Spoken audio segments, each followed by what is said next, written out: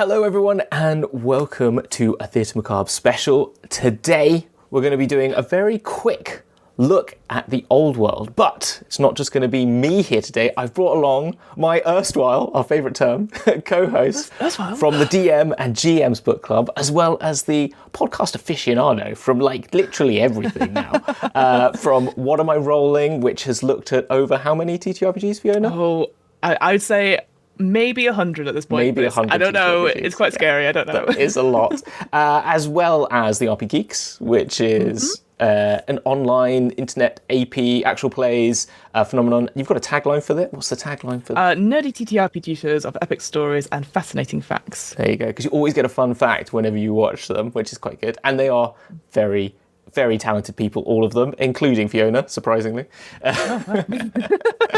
I'm there too. I'm there too. Well, I mean, like you've done loads of things. Oh, Girls, way too much stuff. I mean, like, again, Alien Art TTRPG, which I recommend everyone. If everyone likes actual plays and likes Alien, that's a must-watch of Fiona's talents. That's very kind.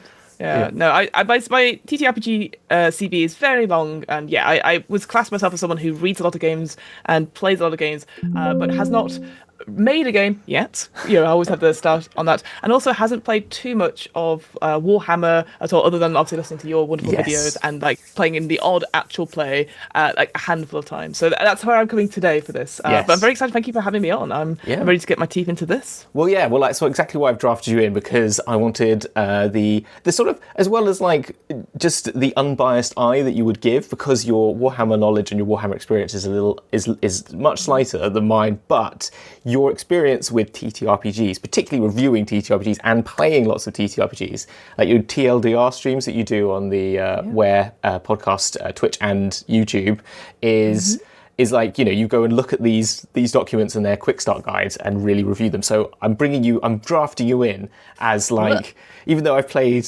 quite a bit of TTRPGs, nowhere near in the scale that you have. So you've got me for some Warhammer lore, and you've got Fiona for the more TTRPG lore, and that's how we're going to look at this. But we have, but we do have with us the player's guide for the new Warhammer, the old world, which is what we're looking at. We're going to do like a quick run through. This is like, as I said, I've played the game at UK Games Expo, so you can see a video of my sort of first thoughts on that, and I'll be bringing a few of those points up here.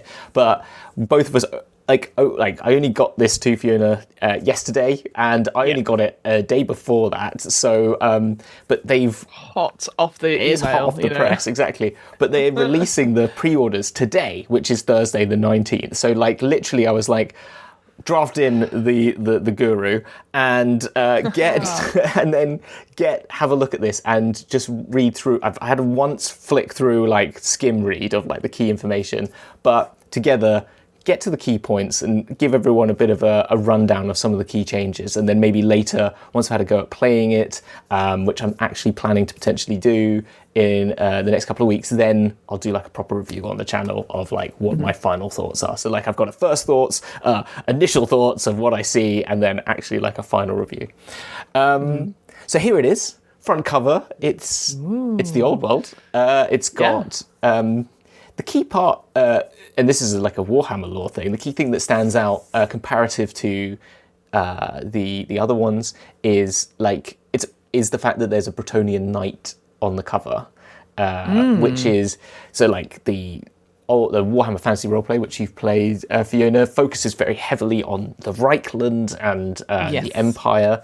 And this will still stay in the Empire, but having an exiled knight brings in a very key, big part of Warhammer gaming from the old world of Bretonnian knights. And cavalry being a part of the game as well is kind of a thing that you can play, which is like which hasn't been a big part of the game before. So that's an immediate thing that hits me of like... I think for me, like, again, I know that obviously Warhammer, like, and certainly all the art through this, from the brief time I've looked through it, like, it's really good. Again, it's kind of in a world right now where there's lots of AI art and like lots of things. It's quite nice to see that this sort of it's in keeping with the style that we've had from previous thing. Like I said, the only thing I'd say is that like what's my point of view as the person here? I always find it very interesting because the cover is something that you would advertise to people. Like for me, I guess the big playing thing is it says Warhammer at the top, and it's in the sort of old logo style. So I guess that's the big draw to me. Like, don't get me wrong, I think the art's really cool, but I don't know if that would draw me instantly to it because there's lots of browns and greys. Feels very D&D in places, which I know people are trying to break away from. We always talk about our love of Morkborg and how that broke the mold, and I know Morkborg's very different. Say with membership and all these other things, but I'm just like going like, what would persuade me to pick this up? If you get Morkborg, well, no, because I'm going to get the fantasy roleplay book up, and it's actually like it's still quite murky, but it's still vibrant with this big colour. You've got lots of oranges and all that sort of thing. So the only bit of light here, we've got someone who's got orange hair, and you got some sort of person with fire. So I don't know. That's the only thing is I think it's an interesting piece. I don't know if I'd pick this for the cover. Whereas again, that fantasy roleplay, they're both big fights, right? That's the thing. This gives me much more Gotrek and Felix, which is like the clarity of like the sort of more like comedic but sort of brawls in urban sprawl battles. Do you know what I mean? That sort of like very urban gameplay that you get in D&D. It still feels D&D, I guess, that sort of classic fantasy, but it feels much more like this feels much more Waterdeep Dragon Heist cover, if we're going to say, whilst this feels a little bit like a very serious fantasy novel from the 90s. Do you know what I mean? I think because when I'm thinking about what other games that are coming out this year, obviously we've got your Daggerheart that's already come out, and then we've got Draw Steel, which is Matt Colville's new one coming out. Yeah. Those are kind of like the spectrum of currently of like heroic fantasy. It'd be interesting to see where Warhammer, the old world, lies. Because I'll say this as someone who has only played a little bit, I didn't realise how funny Warhammer could be, and fantasy roleplay was really funny, and it felt very much like the Terry Pratchett, even some Blackadder humor in there, very British. I know again, Cubicle 7, it's an Irish company, but I just thought it was really, it felt very different to say Daggerheart and Draw Steel, which are very American. So I'll be interested to see what their tone is playing it, and like, is that the appeal of it? Because I can't see it currently on the cover, but again, I don't want to I think the cover's really interesting. You picked up on the thing, it lacks that sort of like that Dragon Heist, which is kind of for me that same idea, that sort of like there's a humorous tone to this fight, there's that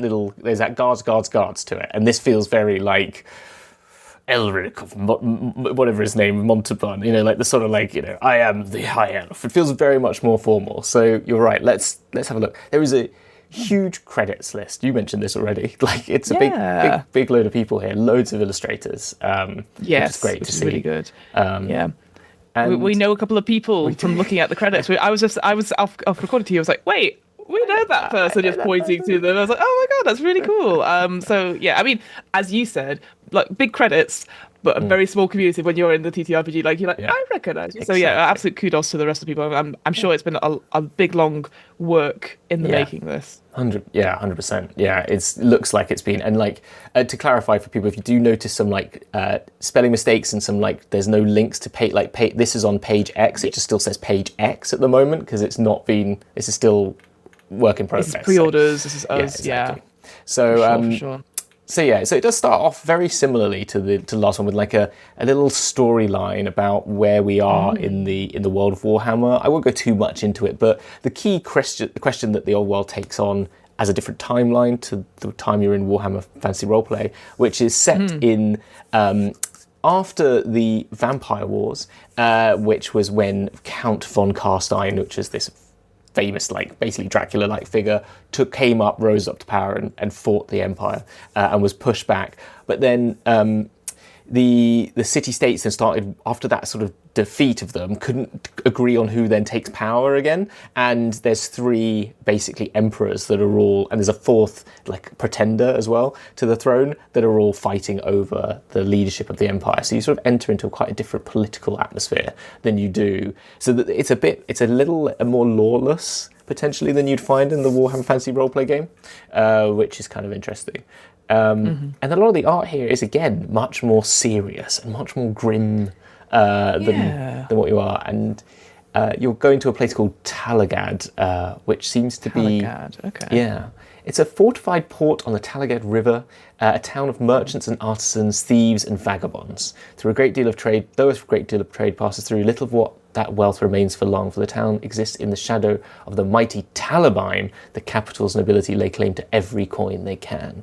So it feels like there's an urban adventure coming back into it again, but it definitely seems a little bit more grimmer already. Do you know what I mean? I will say that particular art piece that we've got there, I really like it, because if you look throughout, you like, there's like two short folk carrying a box, but they look like they're arguing. You see there's someone on like the rooftop, so there's always something where you look, and I really appreciate that, because presumably they're like, we want you to do a scene and what is enticing, and so these are all little hooks for adventure. As someone who's coming into it, if you gave it to, because ultimately all the images in this have got to sell you a story and sell you like, here's how you get into it. And so I always wonder, like, what is the purpose of having this, what is essentially 1, 2, 3 boxes of text, which could be on one page, right? Exactly. So it's a deliberate laying out of like, here's what it looks like. Here's like, the opening credits to our story. So I'm just interested, going like, okay, so this is kind of the vibes with 3 big spread pizzas. Yeah. Like, okay, here's what we've got. We've got some beautiful landscape. We've got this interesting port town,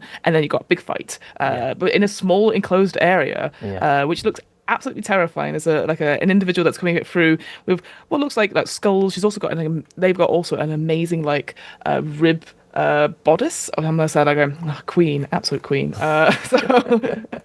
Yeah, cool. 100%. Yeah, and I like there's like little details you were saying. Like there's on the second part of that, on the Streets Talagad one, there's the cook kind of coming out the door, but you see there's a hunter character with the skull, and then in the background you see 2 sort of like street urchins. One's running off clearly with a coin purse, with a cheeky smile, and you're like, it's very well put together. There's also like a Romeo and Juliet scene as well. Yeah, in like the background. Exactly. I like that. That's so cute. Really... Again, it's showing that anything happened, like life goes on in these towns and stuff like that. So I think, again, it's trying to break away from that mold where like, it's not grim. I mean, it's not as grim as we think it is. Like lots of things happen. So again, that's why I feel very... My big protocol for this is always Discworld and Terry Pratchett sort of humor. Because it's like, there could be a big fight happening, someone stealing a purse or whatever, or there's like a carriage with what looks like it's definitely some weird magic stuff coming out of it, which might, I don't know, explode, or a big fight might happen. But then in the background you go, look, I just want to go out with you on one date. Give me one date, So that is the sort of intro to it. Then it goes into a little introduction, which we go into too deep, but it gives you like using the book. And if you haven't played TTRPGs, it's a good little thing of like what an acronyms are and how we're going to lay them out with capital. Like if it's in bold, it generally means it's a test or something you need to keep an eye on, or a person or something you can find elsewhere in the game, like a term and stuff like that. And I will say, just to put on that not many games do that. I do want to say that. Like, the game text, like, I think people might be like poo-poo that a little bit. But first of all, like, the new to role-playing games box, tiny, great. That's what we want. Yeah. Because, again, we're not patronizing people. Presumably people have at least got an understanding of Warhammer, so therefore have played at least the war games or know of it. Dice, exactly. So they don't need a big introduction to it, or have read the books in some way, so they've got an idea what kind of stories it will create.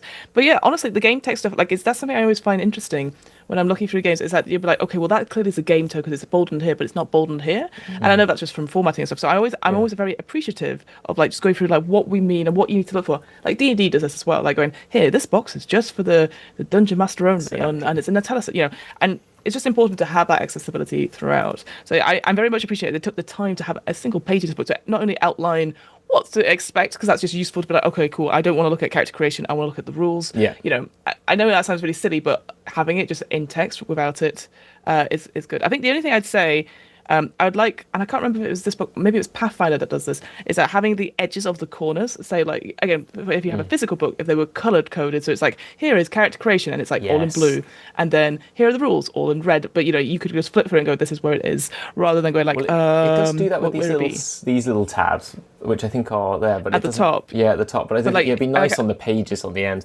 and there's a company out there that does rule book tabs for Necromunda and all the other like Warhammer books, and they are really useful just to have. You add in. Yeah. Well, like I've done this. Yes. So. Yeah, I know D&D has them as well. Like again, third party person, and I really like that idea a lot. I think that's really cool. They're really useful. Cool. Yeah. So it's very well laid out in that sort of in terms of the 3 sort of main areas of like main text, and here's like called out text, and here's like optional rule text comes up a little bit later. But it jumps straight into character generation, which is a new Yes. term instead of character was gonna say, yeah. creation. But interestingly, and something I've talked about already, one of the key changes to this game over One Fantasy Roleplay is we're moving into a D10 system instead of a D100 system. And so it comes straight into that and does a very similar thing that it does in the other games, which is allows you to do rolling randomly for everything. So you can use these tables to craft your character. However, there is very small, the XP gain, if you allow the dice to decide, still has this, you gain an additional 1 XP, but that's because the XP levels are much smaller in this game than in the other one. They basically divided everything by 10 for this. Okay. Yeah. Nice. I also straight off, and I appreciate, I always talking about format and layout. It feels a lot cleaner. Sometimes I've seen, I will admit, I am not a fan of 2 columns, which I know sounds bloody wild when you come from an academic background and stuff like that. But sometimes the columns are super thin, and it feels like they're just trying to put more stuff on the page, and then the pages are really long, and I find it very hard because it doesn't break up very well. I think these are broken up quite well. It feels like quite big. And I think the only thing I would say is that the example they give, sometimes it's, obviously with TTRPG books, they'll give examples of stuff. So they've got one here on the character generation page of Gunther, and like giving an example of what the test is. It's just in italics. I think you need to put that in its own box, or just do something to highlight that. Because I find italics on very beigey white paper sometimes really hard to read when it's kind of very small text. And I'm looking at this as well as on my screen. I've got it on my iPad as well, which is where I would normally be looking at stuff. And so I have to, again, maybe I'm an old lady, I have to zoom it up quite a bit. So I just again, that's the only thing I'd say is that anything italicized always makes it a tiny bit smaller for me. But I think, it seems very clean and easy to quickly scan through and then at least get that information on a quick skim. 100%. Yeah. No, it is good at that. And also, like when you're on an iPad or a phone, the double tap to the columns makes life great, that you can make them much bigger to read. That's great. Yeah. I do love that. So the origins, now here's an interesting change, is that your starting characteristics, which is your stats basically, are set by your origin now. And as much as I find that there's a thing that, kind of, as coming from a war game, it feels much more like coherent with that, because the games themselves you play are very much like stat-driven characters. Right. But in the modern day, the idea of allowing your characters to be not defined by their origin is, there's a sort of, like, there's lines to be made in that. I think when you come to things like potentially like the argument of like a dwarf may have less of a movement characteristic in terms of that. But then I think giving range to those things is a better thing to do if you want to do that, where it could be like halflings, dwarves, they have a speed of movement of like this, but it can be between 1 and 3 instead of like 2 and 4 or something like that for an elf or something like, or an elf might be higher, like a 2 to 5. But and I know it's not massively, but I think particularly when it comes to things like intelligence and fellowship, I find slightly like troublesome, because it's like, I don't think that's origin defined necessarily, but it's what they've done. So a question, because I know in the previous one then, we could roll them and then assign them, but obviously have certain things change in it. So here it's just this is your starting origin stats. You don't. Well, then you do adjust them, right? So what you then do is, so you have your starting characteristics set like that, and then each area has their own areas of strength. Few people are exactly fast or strong as all their kin. To increase 3 of your characteristics by +1 point, you can decide which by rolling on the modifiers table below, but they cannot be increased by more than +1 during this stage of character creation. If you duplicate any rolls of 1 to 8, re-roll until you have a distinct values. When you roll a 9 to 10, you cannot choose a characteristic that's already been. So you can see this list. There are less characteristics in this as well. There are only 8 characteristics compared to the 10 that there were before as well. So great. Phew. So, I will say it got to a point where I was just like going like, it gets to a point very much like I'm the same with any sort of like D100 system like Call of Cthulhu or anything like that. I'm going like, just is there not a way we can group or put it under one big one? Like I'm not going to be 2024 like, make an influence roll. I'm like, what the heck does that mean? Like, no, we're not going to go simplifying it that far, but I'm just saying like, I'm just I want to specialize myself. We can have specialties to do it. So yeah, no, I'm very pleased that we've slowly sort of slimming down. Yeah, I'm a big fan of slimming down just for ease. Exactly. So what they've done is they've kind of taken agility and dexterity and moved that both into dexterity, and taken intelligence and willpower and chucked that both into reason, with a little bit of the other half of that in fellowship as well. Wisdom a bit has moved a bit, and then there are no wounds anymore, but we'll come on to that. Whilst you have like fate now, so that kind of replaces it, even though we had fate resilient before. So that's kind of the way. So you can kind of, so it does allow you that change up to adapt it still. So I don't know. It's just a point of note for the differences between different games, I think, for now. Absolutely. But I will say quickly as we're sort of moving on, because there's obviously a page which again, I'm a big fan of these kinds of pages where you said, here's what the character sheet should look like, and then obviously, can I just say, oh, the character sheet looks so clean. So clean. And also, all the important stuff is on the first page and not like hidden on the back page under like. I'm so glad. This is great because again, if you are, I admit I do a lot of my gaming online, so of course having you'd have 2 pages of, but printing stuff out, like I'm just thinking like get it simplified. Like what's the important stuff you need? Like is magic important for you, your character? If it is, then sure you can add something to it. But yeah, all the other stuff here like spells and like all that sort of thing, all the stuff's on the back. And I'm like, great, because I always found when it was like wounds and stuff, like, okay, cool, turn over, all right, and so it's nice to have all that information in one place. So yeah, absolutely kudos. And it looks very clean as well. I'm very because I think as we are from Western cultures, we read sort of left to right, so all the important information is on the left-hand side of the page as well. So I'm like, great, I can easily my eyes are already directed to where that is. And now, obviously, I'm sure people will make their own character sheets and switch it around as supply, but instantly it was just so much cleaner than the previous Warhammer Fantasy. Oh, great. The only thing I feel is that it's maybe a bit too clean. I would like a little bit of, there's that white space at the top on the left. I was going to say, there is white space. I'm not sure why they've got a white space. But like, what would you put up there? I would just put some, I'd give it a little bit more of scrolls and stuff like that to just give some like quality to it. But you know what I would do actually. I would put a mechanics reference of what the main mechanic is up there. That's probably what I would do. That's but yeah, I agree. It's like it is a bit like, well, we couldn't make the logo any bigger, so we're just gonna have to deal with this bit. Yeah, exactly. But it's fine. It is fine. It does, and as I said, it's very clear. And to note on this, it does explain then that the skills that you have, so your characteristics we've mentioned are the 8 ones, but then they're now subdivided into skills, which is only got 2 per one. So there's a lot less skills to choose to work with here. God. Yeah. We've got rid of consume alcohol. Yeah. Well, there's still talents. There are still talents. No. Yes. There's still a load of talents to choose. Don't worry. Okay. Damn. But they're called. I think they're called something else now. Are they still called talents? I can't remember. There was I've seen, talents. Yeah, unusual quirks and techniques. Yeah, we've got 1 which is characteristics, 2 which is skills, and then 3 in the middle you have talents. Oh, that's it's just like a big box where you can write stuff in. That's it. Yeah. So. There are still loads of talents, so don't get too excited that you've got rid of those. But there's a new thing called laws, which we talk about, which is like your knowledge-based elements are now managed particularly, which is kind of is that like a speciality sort of thing? It's just it's just separated out the lore elements or what your knowledge would be away from talent. So you would still, so it means that it has a single rule set for how that comes about, which I can skip to very quickly now and just look at it whilst we're here.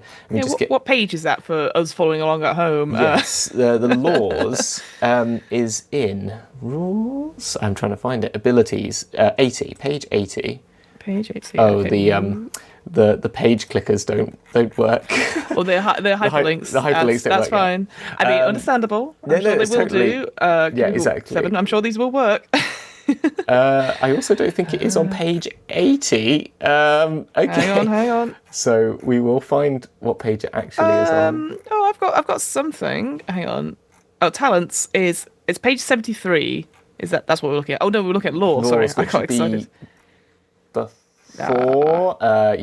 They've not. The page numbers aren't exactly correct. So it's just the @ signs. Oh well. Yeah.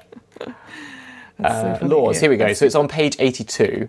So close. It's close. But on the laws, it just basically says that they are record a character has learned or studied. They are gleaned from education, apprenticeships, and a character's life experiences. They define much of what a character knows, what languages they can speak, their background, education, familiarity with customs and people, and a good deal more. So it gives you, and so you might have like, what do you know? And so that's kind of what it sticks with. It gives you then like, you might have more obscure information. You might have like academic laws, which we'll come into, but they are like specialist skills, and they allow you to make skill tests to do something no one without the law can do. For example, a character with the black powder law can test dexterity to reload a black powder weapon. So it gives you, it's sort of like a talent, but it's separated out. So in this, you get like things like accountancy, history, zoology, or a particular city law, or a particular underworld law, like a criminal underworld law, or military, or a thing about a particular type of enemy, like you might be a monster slayer with a particular monster, or you know about the warriors of chaos. You might be really good at mountaineering, you might be knowledgeable about waterways, and you might have magical laws, which means you can then cast spells, and then trade laws like engineering, black powder, smithing.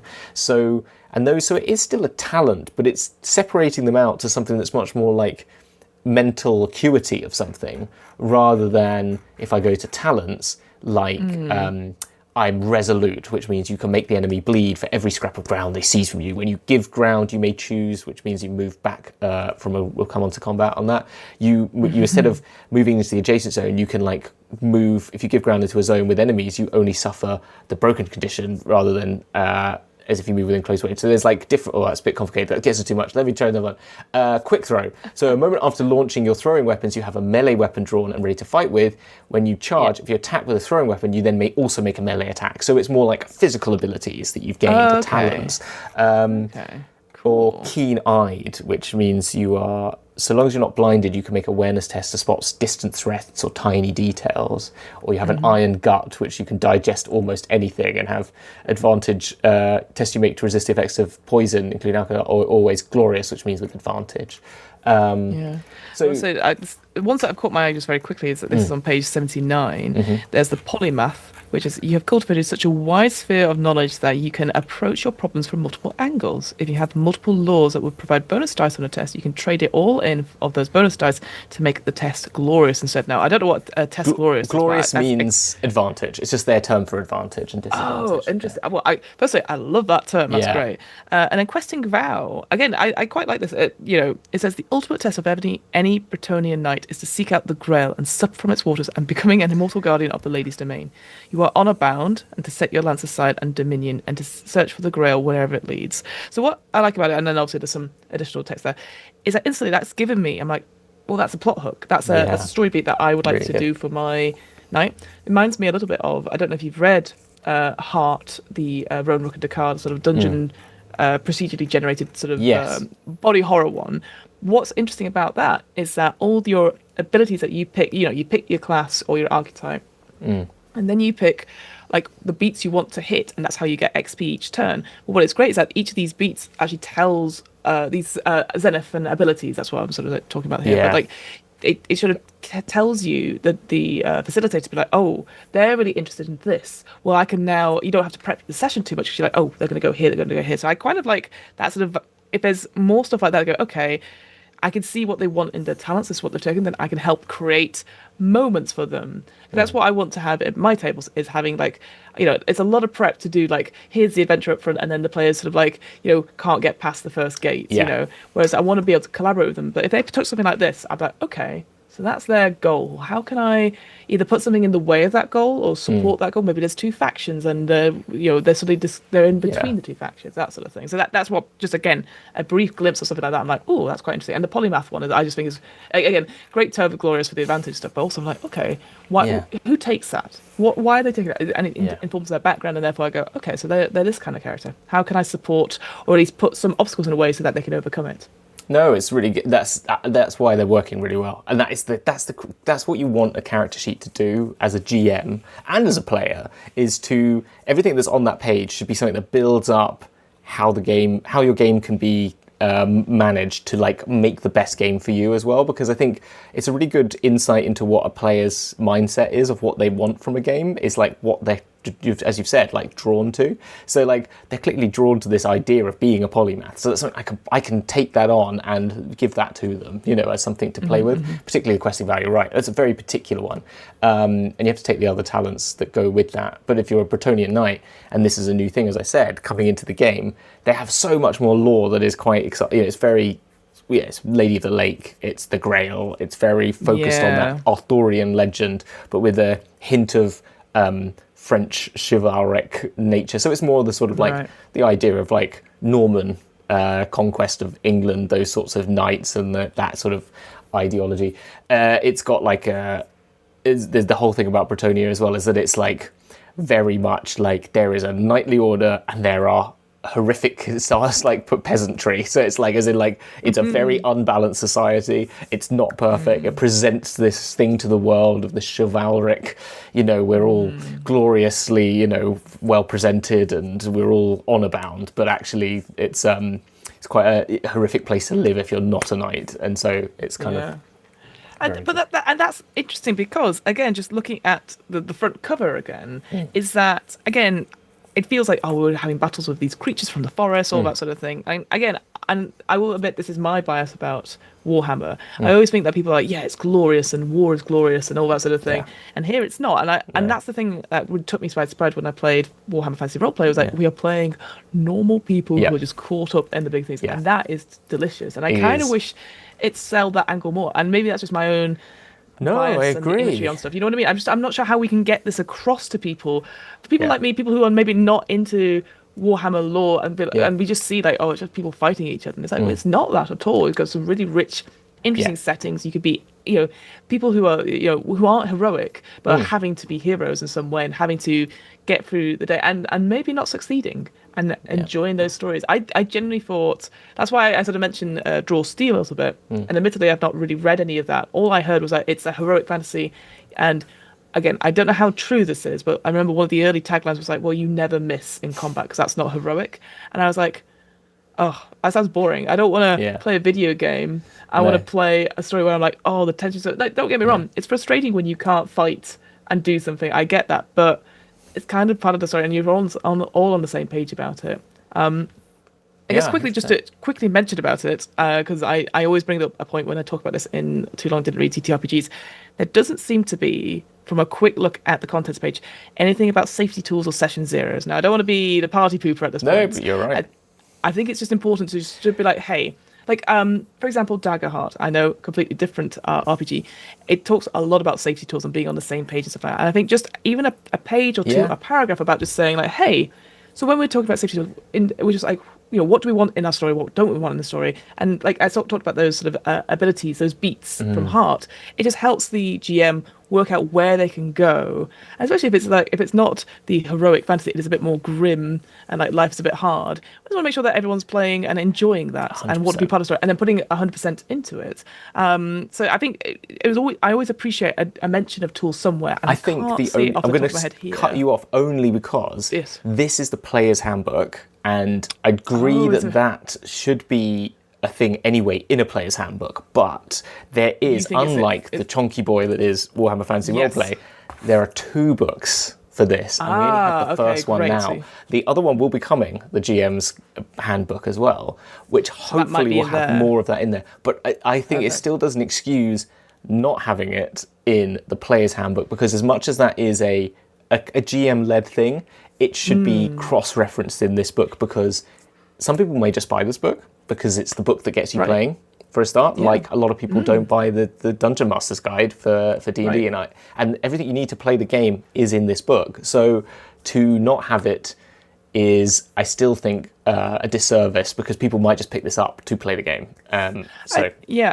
Even just having something like player principles, that's always an easy way to get into people. It's like, what are we playing for? Play to find out, treat each other with respect, active listening, all the usual stuff. I think that those are always good ones to have, because then it kind of gets you into those safety tools. There were good ones in Warhammer Fantasy Roleplay as well, to be honest. I think we were actually saying we were quite surprised about how forward-thinking it was in those regards. At the time, absolutely. For 4th edition, which I think was 17, 18, I can't remember off the top of my head.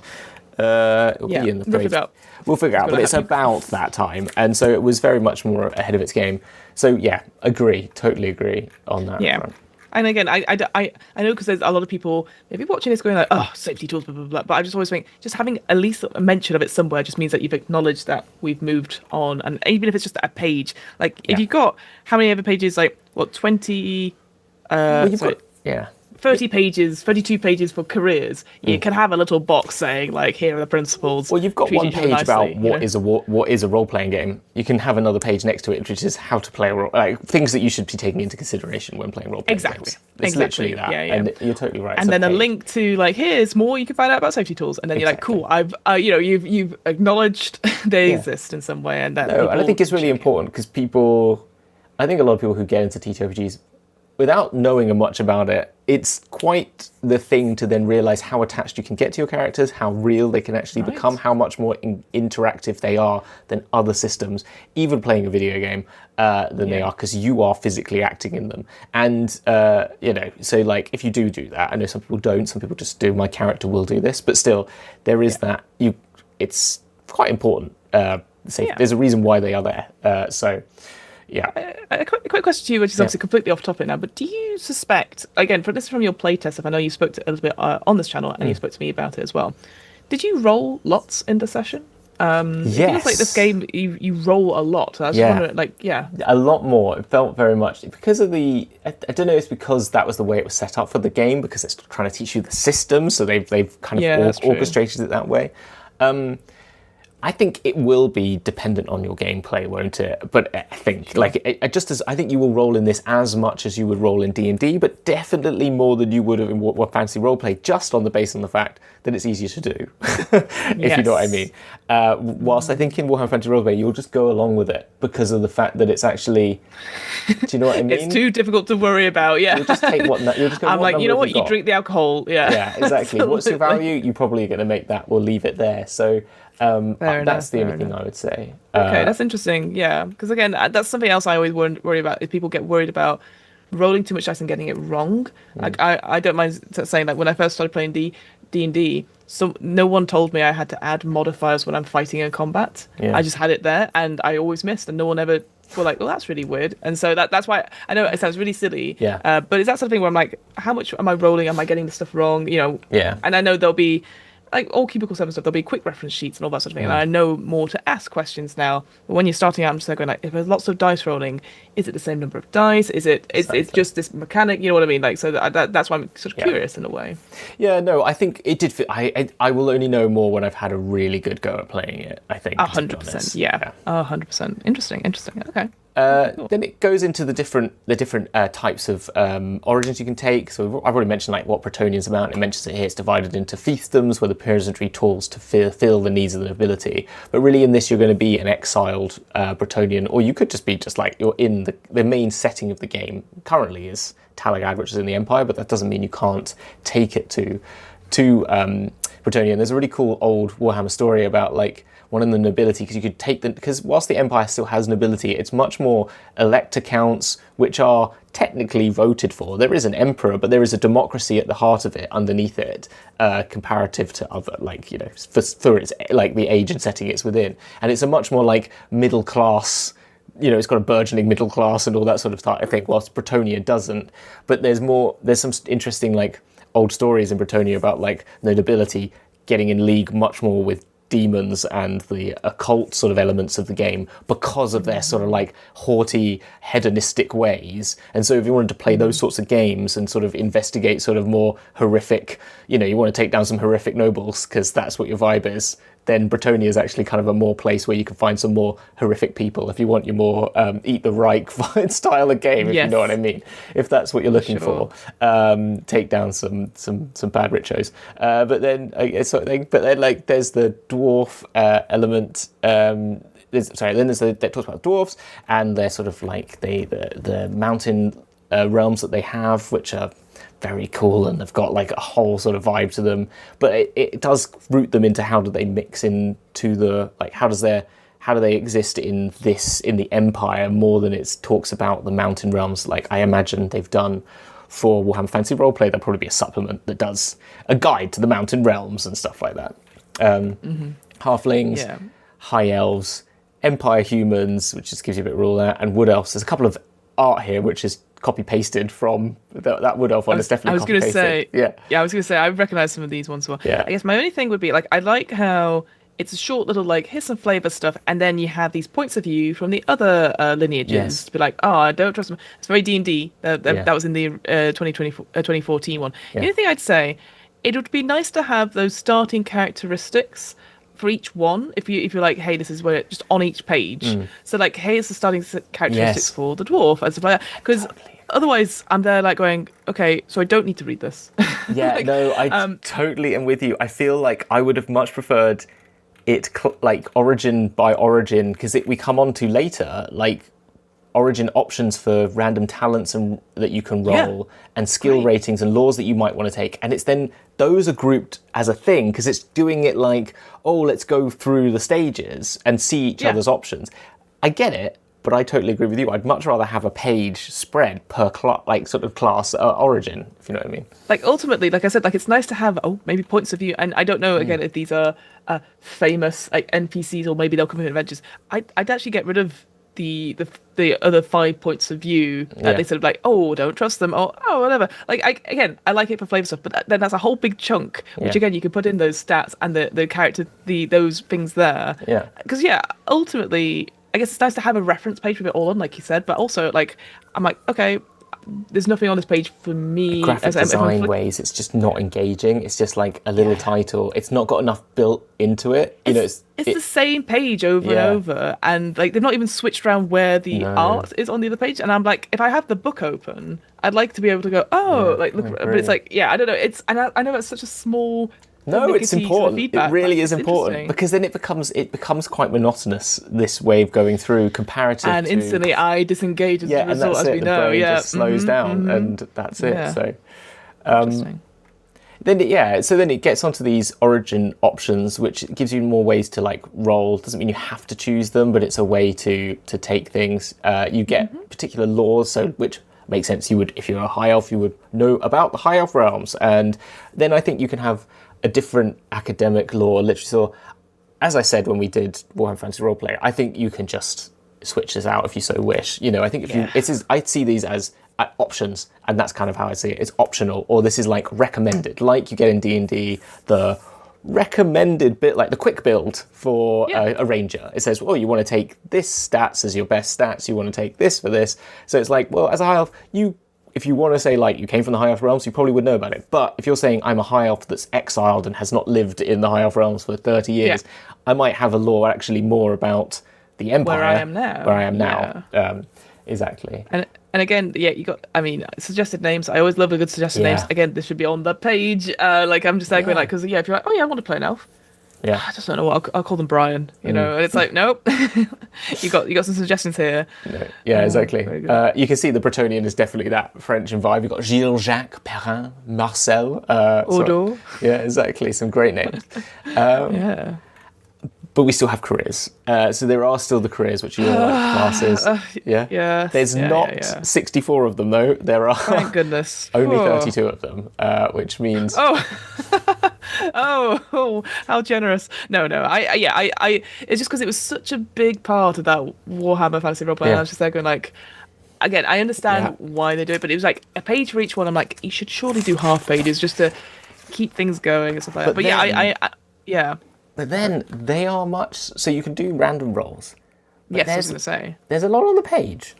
But actually what you realise is that it's a much less complicated variation. I'm going to pull up the page very quickly on here of a class on screen now. Yeah, right? It looks very familiar. Yeah. Oh, sorry, that's weird, Warhammer Fantasy You've got this weird thing for the career path, which is like how you level up, and it's got this weird, like, you gain benefits, and there's a silver brass, and you gain a benefit to these particular ones. You get a bit of a cross, and I don't. That's all gone. That's all gone now. Breathe a sigh of relief, everyone. Exactly. That was hard work. It was too complicated. It was really weird. It was a weird, like, alphanumeric system and stuff. I understand what they were trying to do, but like, if you're brand new to role playing games, you just sat over a book going like, I guess I get. Am I brass? Am I this? Like, it just felt really complex. What it was, and again, as you said, we already had that monotony of the stuff, and you're just there going like, I can't remember what I'm supposed to be doing. So yeah, but it's different in here, right? In the old world. Exactly. And so you get skill bonuses, which are particular to the one to whatever ones they are. So it says what their favorite characteristics are, which is strength, initiative, reason. And so then you get to add skill bonuses to the particular. So you get you don't add any more to your dice number of dice you can roll, but you get to add numbers to the skills, which is what I should have mentioned at the time, which is the weapon skill, ballistic skill, all those ones, initiative, strength, and all that.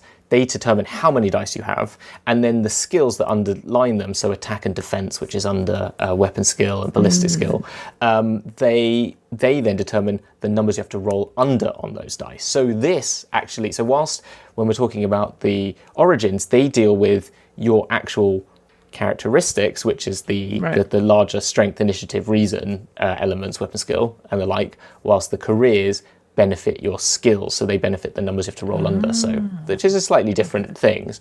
I don't know how that really works, but it gives you particular laws you can take. However, Fiona, there is no level up in this game. Amazing. Oh my goodness. Okay. Yeah, which I quickly skimmed through this, and from what I can find, I don't know what you do when you level. I think you just add talents and you gain experience to buy talents and skills and upgrade skills as you like. Right. And so it's very much more like, and I think I haven't seen anything about Milestone Book because I haven't read it all in depth, but I imagine that's what it is. But I think it's really like you're just going to build up your character as and when you want, based on your experience you do, and there's no career path that you need to take once you've done that, which I think is kind of interesting. I think that's great, yeah, and because that feels very much like in line with quite a few other, as if it is what you said, it feels very much in line with stuff like Mothership, for example, where it's like you spend it and you get point for point and you're slowly increasing your stuff.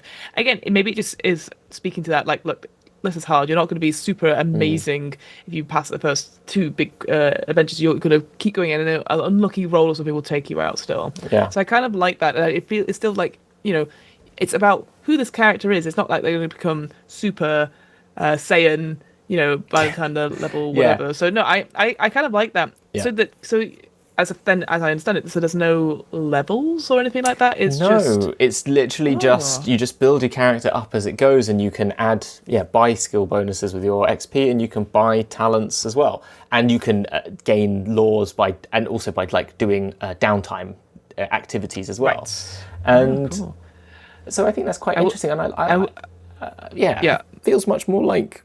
It feels like they're really pushing the everything onto the character sheet and really focusing it from there, like we've sort of mentioned with other things a bit. I don't know. I guess it feels like because let's face it, the other thing that's at the BBG isn't necessarily the monster or the town. It's time and scheduling. Yeah, you are going to be unlikely to if you manage to have a 5-year campaign of any game. Congratulations, you guys.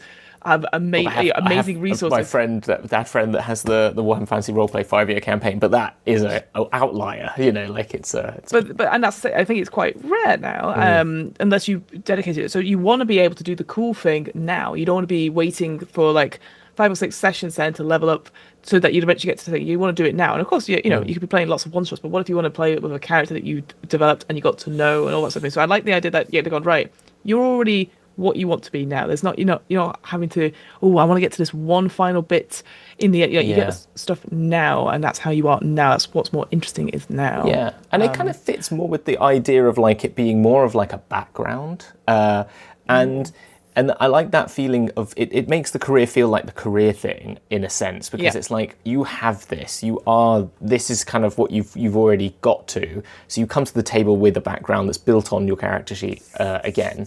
And then you could develop your character based on what the stories you're going to tell now, which kind of makes sense. Whilst there's something about the whole like D&D class system, which is like, okay, I'm going to be a wizard. I've made that decision now, and I'm kind of locked in. I'm locked in for 5 years. I could multi-class, but it's never going to be as OP unless you coffee lock or whatever if you want to game the system. But you know what I mean? I'm not going to become. I need to whilst this bounty hunter, it's giving me some things now, but if I start getting interested in magic, there's no reason why I can't do that. There's no reason why I can't make my bounty hunter a magic wielder, and there's no, and the nice thing about that as well, there's no upper limit, which so in both ways of what you were saying, which is like, I'm always aiming for this next thing, but there's also that idea of like, there's no ceiling. I can't not take any more talents. I can't now shift over to being a magic focused caster, or now I want to shift over and become really stealthy because that's the kind of game I want to play. I will say though, these artworks are gorgeous. Right? The boat hand is one of my favorites. I think I was gonna say they look so fun. Yeah. I want to be on that boat. I want to be on that boat. Yeah. I mean, like the bounty hunter, like I'm like, I'll follow her to the end of the earth. But I know. It's just like all of them. And this is the thing, again, like that's what I very much appreciated with Warhammer Fantasy Roleplay, is that they had like an image for everyone. And the images were really good, but I can tell these have been updated. These feel like brand new, right? The Charlatan, I'm like, tag yourself, and I'm like, take that. Charlatan, but ultimately, I think like I'm just skipping through the now. I think unfortunately, Labourer is probably who I am really. It's like, who are you ideally? Who are you really? But I mean, Ratcatcher. I mean, we all love a good Ratcatcher. Let's face it, but great. It just feels, all of them feel active. They feel alive and stuff. So that's the thing. If you're just skipping through, and I know the words are like, Ratcatcher, Brewguard, etc. But then you have an image that really brings an archetype to life. Yeah. I'm so going like, absolutely, I want to play that. And the priest looks great as well. I think. Oh yeah, the priest looks so good. Warden, like that's a real shot. Like like the scholar, it looks badass as well. I'm just scrolling through. Know. Shadow Warrior. We all know, like, there's your tag, your grim darkest, your what they called, edgelord, your edgelord character. Edgelord, absolutely. Shadow Warrior. But I assume, and I'm sure you can correct me if I'm wrong, that so at the big topic, obviously, it says what the class type is, and then you've got a little quote, and then it says, like for example, the scholar, Mully Stonecarver, and presumably that is that person there, because on the Slayer, that looks very similar to the Slayer that's on the makeup. And I appreciate this is me going like, but because I know that's a famous character on the Warhammer Fantasy Roleplay cover, the Dwarf Slayer. Well, they all have a similar vibe, but Gotrek is the classic Dwarf Slayer that everyone has in their mind. Yeah, I assume that Ingrid Oathbreaker is related to, or is part of the same clan of some sort. It's just a Slayer is a so it's got a whole rule to it, which is that if you dishonor your dwarven mountain hold, your dwarven people, if you dishonor them in battle or anything that you see as dishonorable, you then become a slayer, which means that to regain your honor, you die glorious death by going out and fighting the most deadly, horrific things that are in the world. Okay. And so and in the Gotrek and Felix story, the whole idea is Gotrek is this such slayer who's had done this thing, and you don't find out for a very long time what the reason is. But he then gets Felix to come along to recount his glorious death, to be there to witness it, to write it down, because he's a poet by trade, but also a poet that got in trouble for having a duel at university and nearly killing someone, or actually killing someone, I can't remember. But yeah, so. There's that's the whole idea of a slayer. So they shave their head, they tattoo themselves, and it's a look to state, I am dishonored, and I will find, and that's why she's called Oathbreaker, because she's clearly like broken an oath. That's why she's been called that, and she's now taken on this mantle to then regain honor for herself. Very cool. I'd say as well, just flicking through, the witch's artwork is great, but I will say that does look like a fire hazard. She's got these candles on her. Yeah. What looks like a skull of some sort as a big shoulder piece. I mean, freaking cool. Pretty badass. But I'm just like, going like, whoa. I know how I'll defeat her. Just like go, boop, like push her over. The fire sets light to her robes, and that's it. But yeah, the really cool. I love the artwork on it. Is the Town Watch? Is that Orlando Bloom? Oh my god! Is that like an angry? You know what? I'm zooming in. It kind of looks like an older Orlando Bloom. I think that is right. Doesn't surprise me. You know what? He is on a bit of a villain arc just now with me. So yeah, I'm absolutely convinced that's now. Yeah, all town guards, everyone in your world, they look like Orlando Bloom, but if he's sort of gone a little bit worse than he is now, I think. Yeah, no, they are all great, and they've all got the same things. That is this idea of building up, particular favourite characteristics and skill bonuses and particular trappings, which is like the sort of equipment that you'd get. And it talks a lot about assets and contacts, which is a new thing in this, which I haven't talked about. So assets, we'll come on to contacts first because they come up first in the book. So contacts are as what you'd expect. They're particular peoples or people that you have a particular relationship with that you can then access and utilize throughout the game. And it says in here, for example, the great and the good and wanderers and wastrels for the wizard. So we'll use that. And the great and good means that you will then have some sort of contact in the ruling classes of the old world, and you can then roll for these different elements, these different people from the old world. So you could take the Baroness of Hermsdorf, or a scholarly magician, or a halfling librarian, or an ancient half-elf ambassador, which are kind of cool.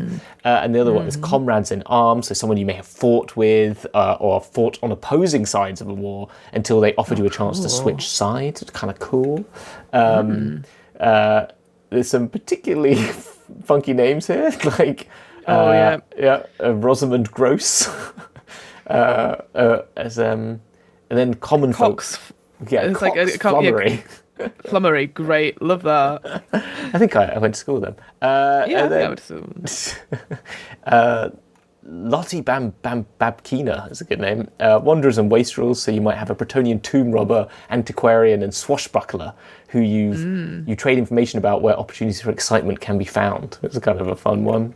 And so you get those, that's quite. I think that's quite a good thing. I like that. I'm a big fan of, like, again, it gives the GM to get something, and it also means like you flesh out your character a little bit more. Like, okay, so who are you in connection to these people? Are they, are they people who are, your rivals, something like that? And it's interesting. Again, I know I keep going back to Mothership because you don't have any of those connections at all. You just make the character and go, and the same with your crew and stuff like that. I guess that's the only thing, and maybe we'll come on to it. I don't know if it's in the book. Like, if you were making a party, it's not really said like how you would make the party if you were in a session 0 or a group together before you start. Yeah. Like, is there a way like, oh, you're all of the same? It's a plot hook. You're all of the same. So and so. You know what I mean? Like, that's the only thing I'd say. But again, that's just me going like, I want to make sure that people aren't going like, hello, my name is so and so. Hello, because that's the most boring session. Beginning of a session is that everyone's in the tavern and no one knows who anyone is, and then of course there's always going to be someone who goes, well, I don't wish to go with these new strange people. You're like, oh, no one cares. The plot is that way. Go for the plot. Yeah, I mean, I'm just looking. There isn't actually really a thing. I can't see anything that's about. Well, there's details and connections, but I don't know if that is anything. That's still about those. About yourself, right? Yeah, it's very. Maybe this is against. Oh no. Sorry, I've got it. There's page 63. Yeah. There's at least a character relationships table, D10, and the existing relationship to other character. Okay. So fine. I assume you would use it. I assume. I didn't. Again, that's why I was just wondering off the top of my head. Maybe that will come up, but it's still not as big a party thing. The Grim Portent thing is something that you'll pick up a little bit about that, but.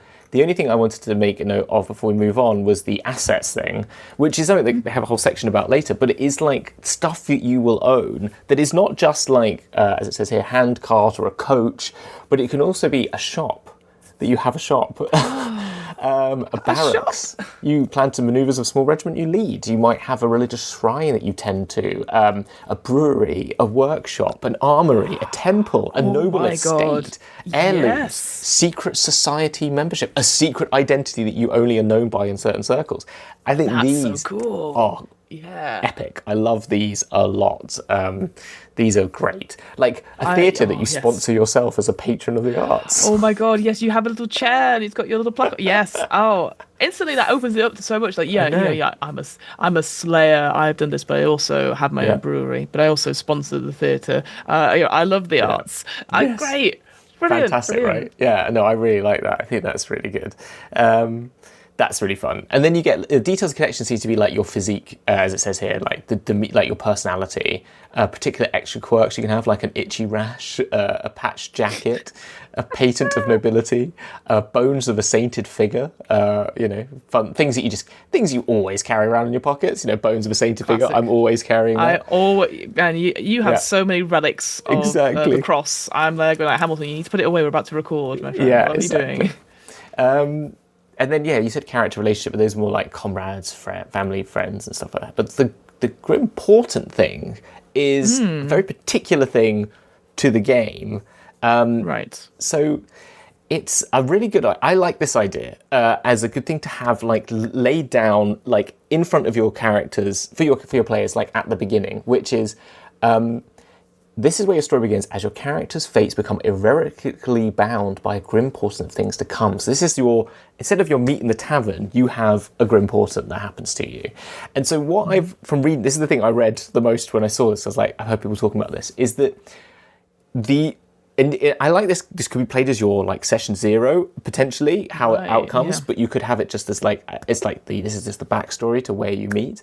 But it is something you do all together that gains the attention of a powerful foe. And perhaps you stumbled across a secret so dangerous that its architects will stop at nothing to silence you. You may have unintentionally disrupted an intricate plot simply by learning of its existence. You may simply have seen too much to be allowed to live, right?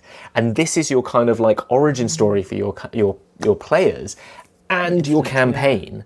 Of like who the big bad is behind everything else that you're going to go through that is always there set against you. Next time, I'll get you next time, Slayer. Next time. It's that kind of thing. And I quite like this. So like one of them here is quite dark, but it's like you saw a witch burning, and although all those present, you and all those present were cursed by the witch. Now all those are meeting untimely ends, and the witch's coven are gathering to punish those who escape her sister's hex.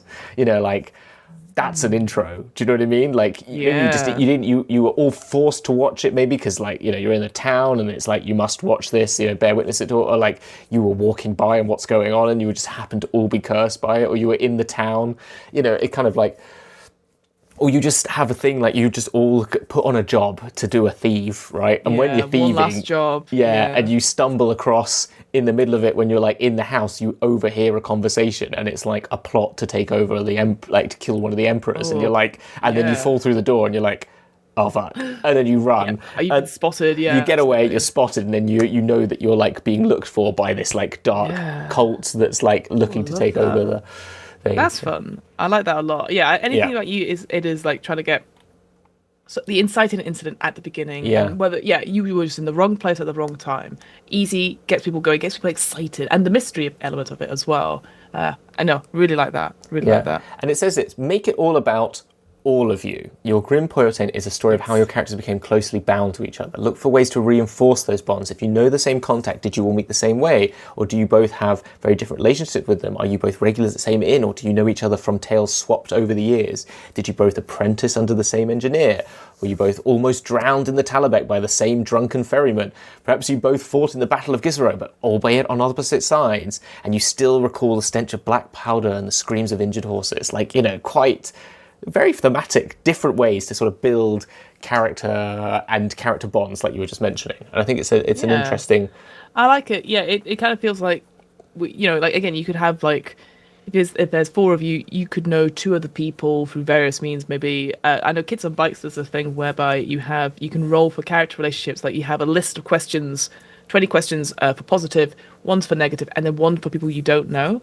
As I always go to that if I'm like, I'm not so sure what we'd be. And like, to be fair, like they've got that little thing like, oh, your family, old friends, whatever. But like, if you want like a really good, juicy, like prompt question, like I think my one was like, I had like, what's one thing that this person forgot that you have never forgotten? All that sort of like, I think, and again, just a little bit special. And it just means like, you have something to go off rather than, like I said, the whole boring like, hello, how's your day going? It's like, okay, I now stab you. You can be like, oh, you're always like this. You're always like this. You forgot my birthday. And it's like, that's the sort of vibe. And it just gives everyone something a little bit juicy to go off rather than like, again, if you're playing this as the narrative role play that we all want it to be, but I know some people are like, I just want to get through and solve the mystery as myself. But I think it just gives a little bit more to people that they could just open themselves up to something else. No, I think that's I think it's really cool. I think those things that you've mentioned, like add the questions thing, is something that I'd like to add to this as a general rule, like you mentioned already before. Again, that session 0, you're like, hey, here's some questions. And again, if they're like, I don't really want to do it, that's fine. It just gives you something else to be like, again, not only does it engage yourself with your own character, but it engages with the other people's characters, like to the point where you're like, well, I don't want them to die.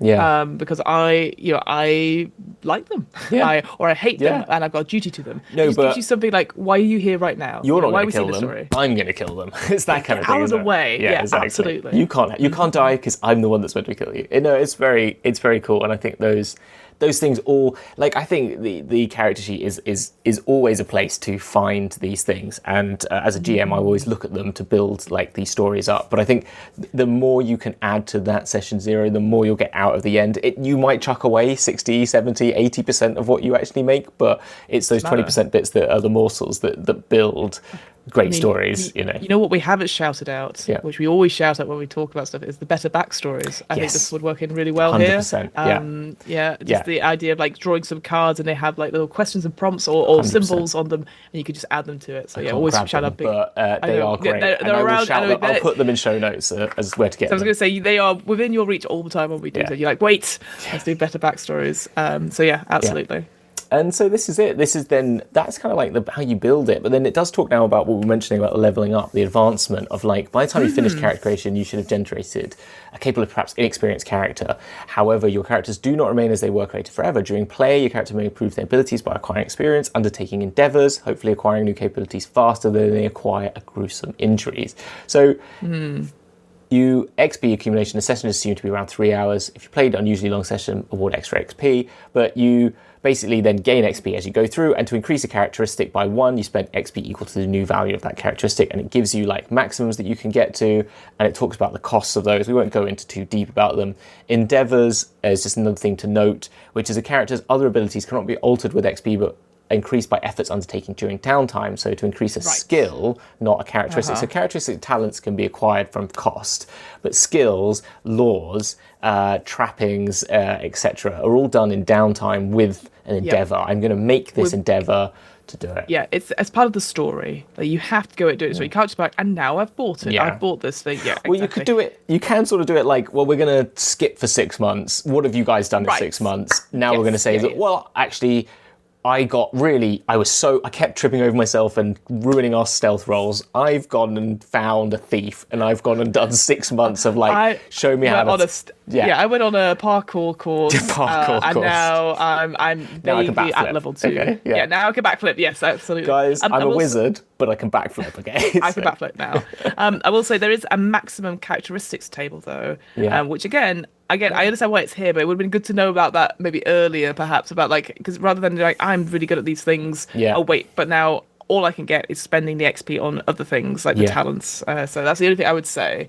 100%. So there clearly is a cap at some point, depending on your origin. But again, it feels like they want you to play and get your talents and be like really customizable. 100%. Also, again, this is just me not knowing enough about sort of these stories. Like, it feels like, could you run this for a 5-year campaign with the same characters, or would you have to switch them in and out? Would it have to be like if it's like, Blades of Dark, it's like a crew, and you'd be like, okay, I'm playing this character for a couple of weeks. Oh no, they're put in jail, or they're really injured. We'll swap out for, you know what I mean? I think that's the only thing I would say is like, is this designed for really long, like year-long campaigns, or is it more shorter sessions, like 10 to 50? And I'm not, when I say shorter sessions, I mean like clearly a visible like end and you know what I mean? Campaign. Just because of this. I've made them for campaign. like you would a lot of times. What I've done with D&D is like, I'm making my new character for Dragon Heist. I'm doing it for Strahd. I'm doing this for this. This is for the story. And I think that's a personal preference as much as anything. I think it comes down, like, you play D&D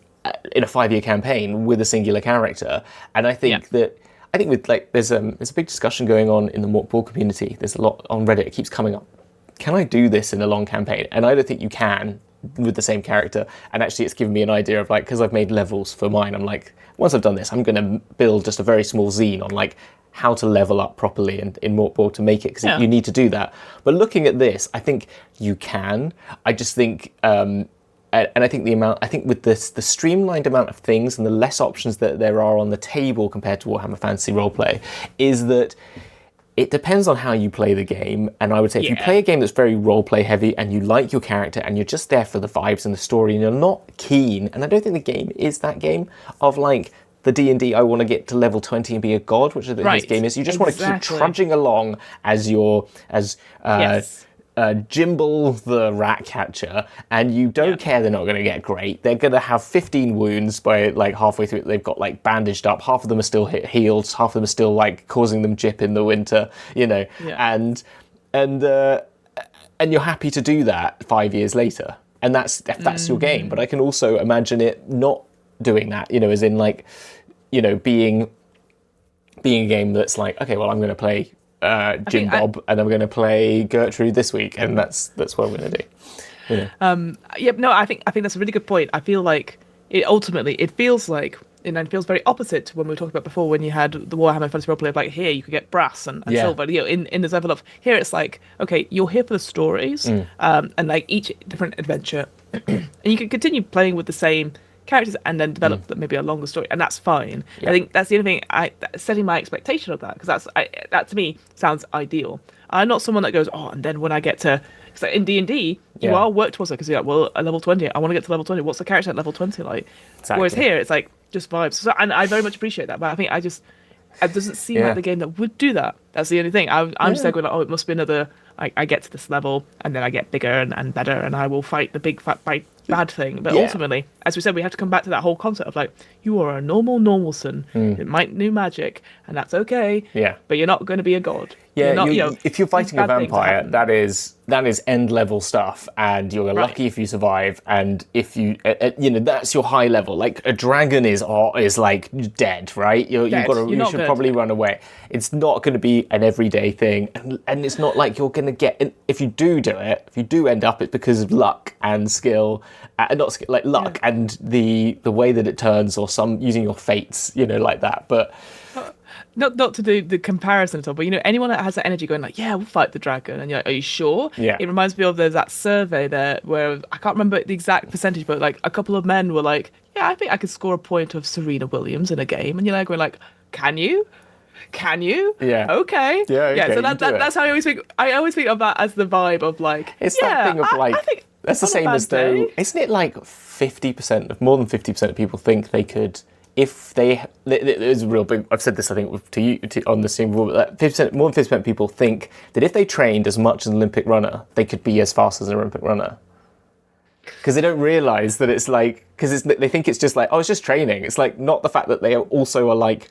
Particularly really like it's like the cream of the crop, like they've eaten a certain way. It's not even that, but then also somewhat in some respects it's like you have to like all of them do that, but not every one of them gets gold, because it's about like that additional thing, or the mental capability, and all like not getting the the yips, or like all these other parts to it, which is kind of. I'm sure there's another one where it's like fighting a bear, and it's like most men were like, oh no, was it women? No, that's a different. That's the women. That's men in a forest. I was like, yeah. But it always makes me laugh, because I'm just like, and so I love the idea of playing a character who goes like, yeah, we could take on the big bad, and you're like.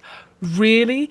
You try to score a point off a famous entertainer / sportsperson, Serena Williams, that came to town. Like, yeah, it was fine. On an off day, I bet I could do it. Like, when she's got like pneumonia, maybe. Pneumonia, one leg in a cast together, leg in a cast. And I've had a really good I've had like a good refresher of tennis. I've been practicing for months.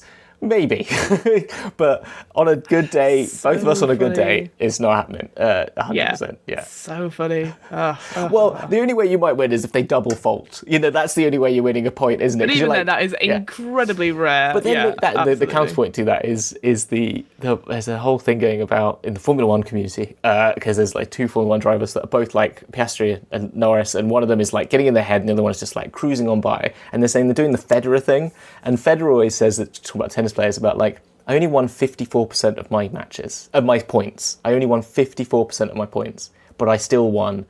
I'm one of the greatest of all time at tennis, like the greatest of all time. But to get to he didn't have to win. Yeah. I don't have to win every point. It's just, and the point of their point is like his mental like point was that like, I've lost that point, so what? I just need to win the next one. And if I win the next one, if I don't keep going. And it's never getting in your head about it. And I thought it was like such a good way of thinking of it. And he had there's a really good, if you search the speech he gives to this university about it, it's like, it's a really good way of, it's like, it makes you really think about like, okay, I only have to win more than 50% of the time, and then I've won the game. It's kind of, it's an interesting point. But that's a counteract, that actually counters the whole thing we were just saying before. But I think it's like, also, you have to train and get good at it to then win those 50% of the points. You can't, exactly. Start tomorrow, everyone. Yeah, exactly. Absolutely. Exactly. There's no time like now. So that was, I'm scrolling, I'm scrolling on OBS, that's not going to work. I'm scrolling on the screen. So that was advancement, and we got the abilities, which we've all talked about, I mean, the quick thing just to reiterate was that, weapon skill is the skill, the characteristic, and then the skills are the melee and defense underneath it. So then that's like what you use to attack. So again, weapon skill is how many dice, the characteristic is the larger thing, which is how many dice you get, and the skill is the two things underneath it, which is how much you have to roll under. So so weapon skill, melee and defense. Ballistic skill is then shooting and throwing are separate. Strength is then brawn and toil. So brawn is like an immediate feat in strength, and toil is like prolonged manual labor. So it's more like like it feels a bit more like toughness, but I guess it's more Make like a toil check. toil absolutely. check. It's kind of cool. Toughness is then split into survival, which is like navigating the wilds, and endurance, which I think is kind of interesting because it kind of separates survival from mental acuity into like physical ability. So it's kind of interesting. And then it's got initiative, which is also awareness and your dexterity. So dexterity is still separate. So you need to take... Awareness is like obviously like perception, I guess. Perception. And dexterity is more like undertake a task that requires steady, patient hand or good hand-eye coordination. So that's your initiative, which I think is an interesting mix, with agility being more athletics. So like running, jumping, climbing, swimming, all that sort of stuff. But that was always your complaint. It was. When we talked about it. It's about like you need them separate so you don't, I'm good at unpicking, I'm good at picking locks, but I also can backflip. Exactly. Like, what the heck? I've always been like that. I'm like, I can stealth, but I can also paint a beautiful masterpiece. It's like, I get that you might have the same manual dexterity, but not the same like physical understanding of your space and like abilities. You parkour, and then go shoop, as you just like unlock a door. Yeah, exactly. I mean, that's totally, you could do both. It's just the fact that you could do one does not necessarily prerequisite you could do the other, like the artist backflipper. But there you go. Yeah. Then reason is willpower and recall. So it's kind of like your resist social and psychological coercion is willpower, and then like obviously like there'll be willpower checks for like particular things like magical effects and stuff like that, and then recall obviously like how well you can remember things and your knowledge based stuff, whilst then fellowship is your charisma, but that's split into leadership and charm. So I like that a lot. Which is quite good. And they're kind of two sides of a coin, aren't they? Yeah, I kind of like that, again, it makes sense that, like, you might be very good at, like, just as a general, person of the people, that sort of thing, and then, but some people are better at being a leader, but maybe really struggle to connect. And so, I really like the split of it. And I think it just totally makes sense when you've got, 10 attributes, which is then split down even further, but it feels like it covers everything you need to, and anything more specialized then goes into that lore stuff that we talked about. So that I just thought that was just really, really good, actually. And the other thing I'd say as well, which again I think is interesting, is that for certain ones, after ballistic and weapon skill, it gives suggestions of complications. Like, presumably because obviously weapon skill and ballistic skill, it's like, oh, you're going to miss the target, or your gun or your weapon jams. Here it gives suggested complications and extra effects if you do successful well. That's great. I think that's really good because and not just for players, but also for like facilitators, GMs as well, because then you're like, okay, an easy one to go to is like, for brawn, for example, you drop an item that you're carrying, or you have, of course, unwanted damage to something nearby. You suffer the staggered condition, like actually suggesting what conditions you suffer. Great. I actually find that really useful to see it right there on the page. So absolute kudos. They're good. And like off that, it's good about like survival. I like the suggested extra effects that you may aid an ally, providing them one extra die on their own survival test because you've done so well. I think that's kind of cool. So like, it's not only just like self-help and stuff like that. Or you finish early with a toil, you might finish early and with time rest or help an ally or harvest extra resources or produce works of impressive quality. That's quite good. It's really good. No, that's a really good point to make out because I would have just moved on. So that's good. The talents we've already kind of covered. Oh, so many talents. Yeah, it just keeps going. I'm still scrolling. Laws. It's fine. We've covered. I understand why they have them because they just again. So this is where you customize your character, but instantly I'm still gonna. At least it feels already, compared to Warhammer Fantasy Roleplay, which I know is my touchstone for this, it feels a lot easier to get through. Whereas before, I was flipping back and forth constantly when we were making characters. So here, the organisation is much more progressive. It's quite nice. Yeah, exactly. It's not like here and then also your lineages. Oh, and also your absolutely. So I feel it's better, even though if I'm going like, it feels like I go for 1, 2, and 3 rather than 1, 5, 3. Like what we're going to look at next, which is the rules. It separates them out to their own element instead of putting the rules in with each of these items. So it kind of gives you the understanding of what they are. And now I'm going to explain to you the rules of how you use them. So I've now understood the words you're going to say to me, and then I'm going to learn how you play the game. Yeah. The only one more thing to state quickly before we go on is the statuses, which still has this brass, silver, and gold, which just means how like wealthy you are based on your classes. And I think you can adjust those however you like, but those also affect things like we mentioned, assets and equipment and all those sorts of elements that you might own. But there's no like, from what I gather, there is no like I'm gaining financial benefit like you do in the other careers where you get like a stipend because you're a particular level.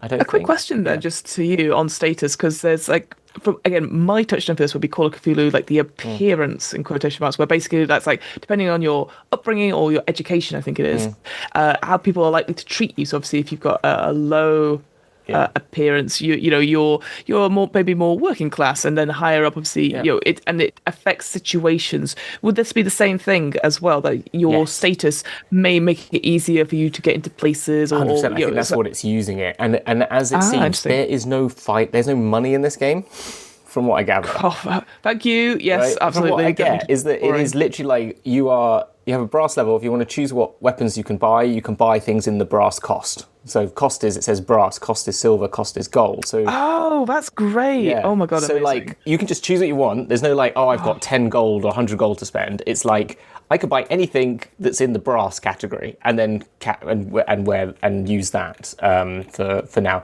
And I imagine you can then gain those outside of your purchases. But it's like this is how you build your characters based just purely on these three one of these three strata that you sit in.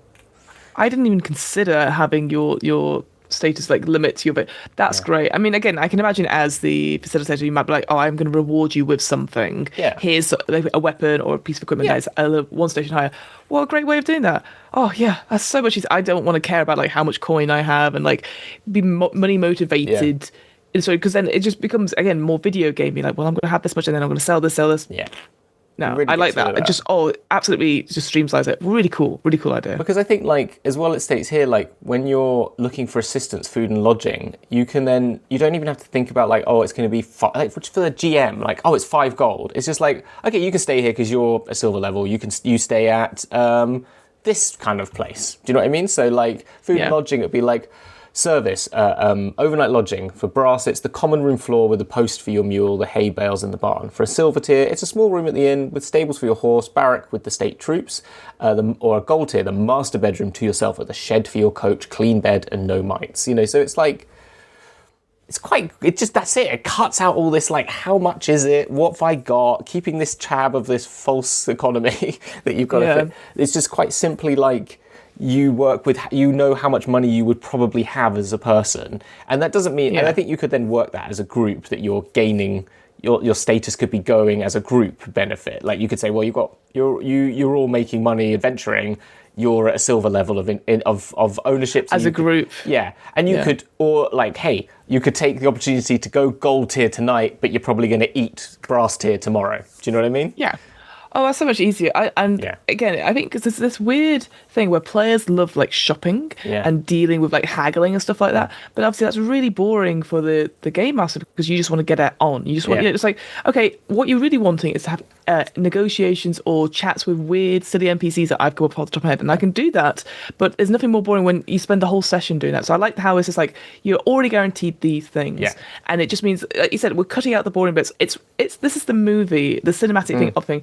We don't need to see you like getting the bed or so. You're already there. Cool. You know the tavern owner. This person is this. You can get to the important conversation where they go, here it is, the plot hook for the next scenario. I just think it's so much easier, and great, love it. I totally agree, and I think if you still want to do that, you could still be like, all right, you haggle them down one tier, which means you can afford that next level higher thing, or if people enjoy it, you can still do it with numbers and say, oh, you've got it down. Like you just give numbers and say, okay, you can now get it one tier lower, which means you've got an extra bit of cash for your next thing or something like that, which I think is, but I totally agree. Like you can do anything in this tier. It takes away all of that. I want to get back into town. I want to buy brand new armor, brand new sword, brand new. I've got gold tier. I can buy anything. Whilst the other person's like, well, I need to get materials for my magic.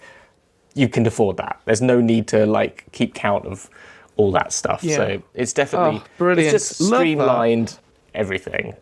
Yeah, no, I'm a big fan. It's so good, yeah. And the assets are the same, which is we've already mentioned, like the fact that you can get like a noble estate or a religious shrine that you might be in charge of, or you might have other assets like a trustworthy banker.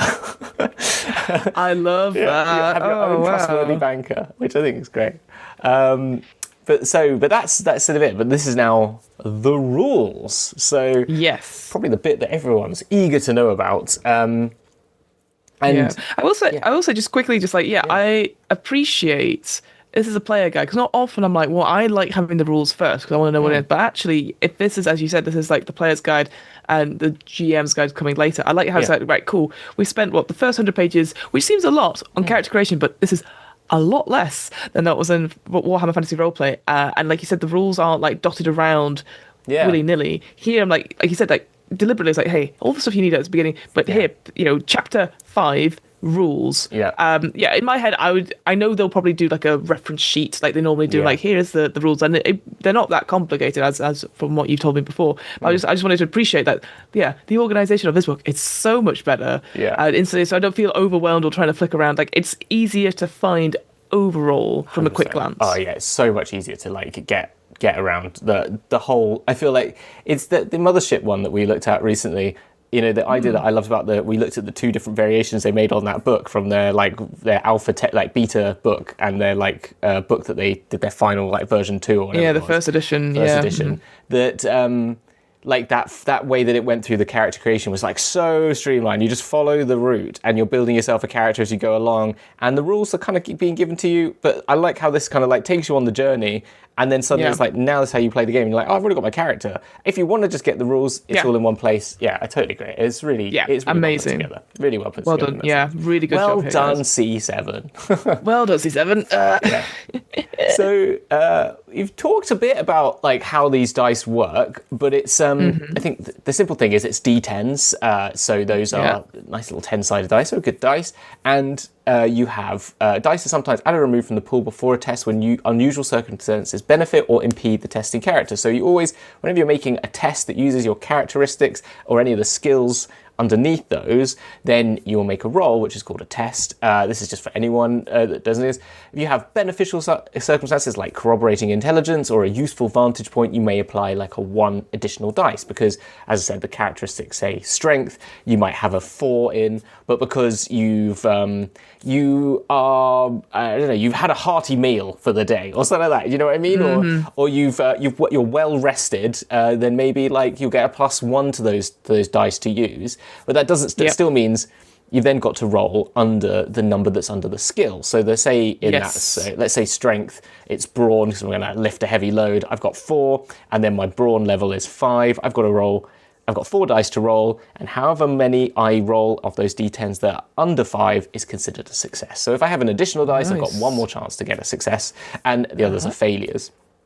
And that's and it's as simple as that, really. And I think the visual language of that, comparative to the old Wolfrut way of just literally physically seeing dice in front of you, I take away 1, I've got 3 dice, that means I have 3 successes. Because when you have a contested test, then you will potentially be using how many successes it is, not by how much you roll better. So then it's very visually easy to see if I've got 3 and they've got 2, well, I've won. And you can see that physically with the dice. And I assume as well, you get more dice, but we're not changing the number you have to get, because in the Wolfrut one, say weapon skill was 35, but you were like, oh, but it's a standard test, you can add a 20 to this, so you have to get 55 or under because it's a D100 system. Here, it's just you add more dice, you do not change the value the roll difficulty. under. Well, that's not always the case, because some things might affect the value roll under. Which, if I look at, have I got it here? 1 second, where have I put it? That's all right, yeah. So I had 2 effects for my character, and one that did one and one did the other. So, interesting. So, yes, this is it. So, it was only for weapons that I know this from, but then for my foot spear, for example, I had a +1 I guess that's, oh no, it's not. No, it's not. Ignore that. No. Okay. Sorry, I've got the wrong. Yes, you're right. I will cut back. I've got it mixed up with the damage it affected, not just the dice. Right. That was it. So, Yes, you're right. It generally, if you're trying to reward or make something look harder, be harder, you take away the amount of dice you have. Than affecting what you roll under. So that roll under is always the same from what I've seen so far. Yeah, no, that totally makes sense. And like you said, because it's now D10s, it's just a lot easier to read quickly. Because again, I'm not saying that math is harder, but yeah, I can imagine. You've had it sometimes when you roll the dice and you go, okay, that's underneath, but then do I need to think about success levels? Yeah. And like, I know I was always asking you, like, is this an easy check? Is this? Because exactly. it's constant. And I know that sounds really boring, but it's just, it's up to the GM to be like, hey, this is this, and it's going to constantly change the modifier on it. It's never like, it is what it is. You know what I mean? It's what I'm, because you just need to know I'm rolling always under 5, and then I've just got more dice to do the same thing, rather than I've got 2 dice, but I'm always changing what I'm rolling under, and that's a double digit. And for example, you need to figure out your success levels, which are like how many 10s you're under. And it's like, well, I've got to get under 53, so I've got a 51. Well, I've succeeded, but it's actually a 0 success level because I'm still in the 50s, and you're like, and then, oh, wait, no, I've got plus 20. So I've got, and you're already confused. So it's just, again, it can be easily streamlined if you play it a lot, but I'm just there going like, what? No, I'm gonna, and like the thing is that, like, I didn't mind asking you constantly. Like, I know this is boring, but this, and me saying it out loud. Well, we forgot the plus 20 for the whole first episode, game because I was just there going like, geez, I think I'm not going to win at all. But then this is the thing is that for APs that might be really boring. Like, I know my speciality is to like run games and be like, you can ask me the rules, I will always explain them.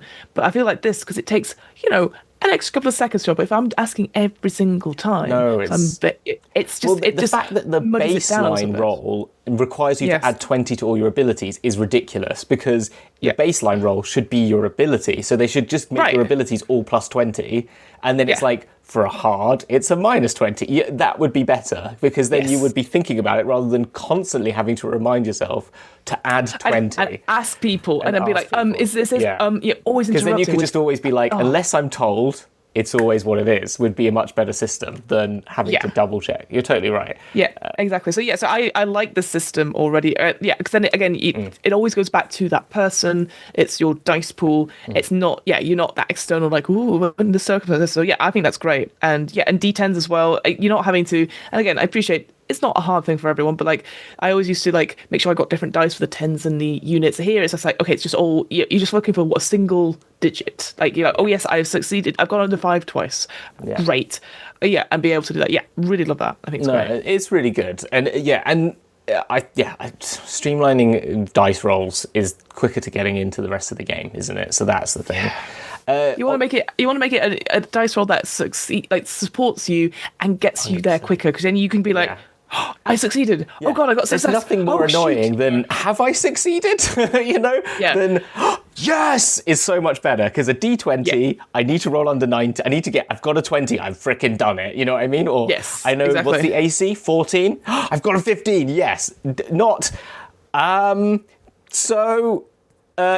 minutes later, yes. It's like, not. I've succeeded, and I've got a success level? Question mark. Does that mean I've succeeded? Yeah, exactly. What does that do? Yeah, you're like, and then you go, oh well, they succeeded, but they got 2 success levels. Like, yay! Okay, cool. So that's. Yeah, we were explaining it so many times that this is better. The thing then with the outcomes, it says like successes. If you get no success, it's a failure. You only get 1 success dice. That's a marginal success. So you may choose to add a complication or whatever seems appropriate. Like, you might do what you want to do, but maybe not well enough.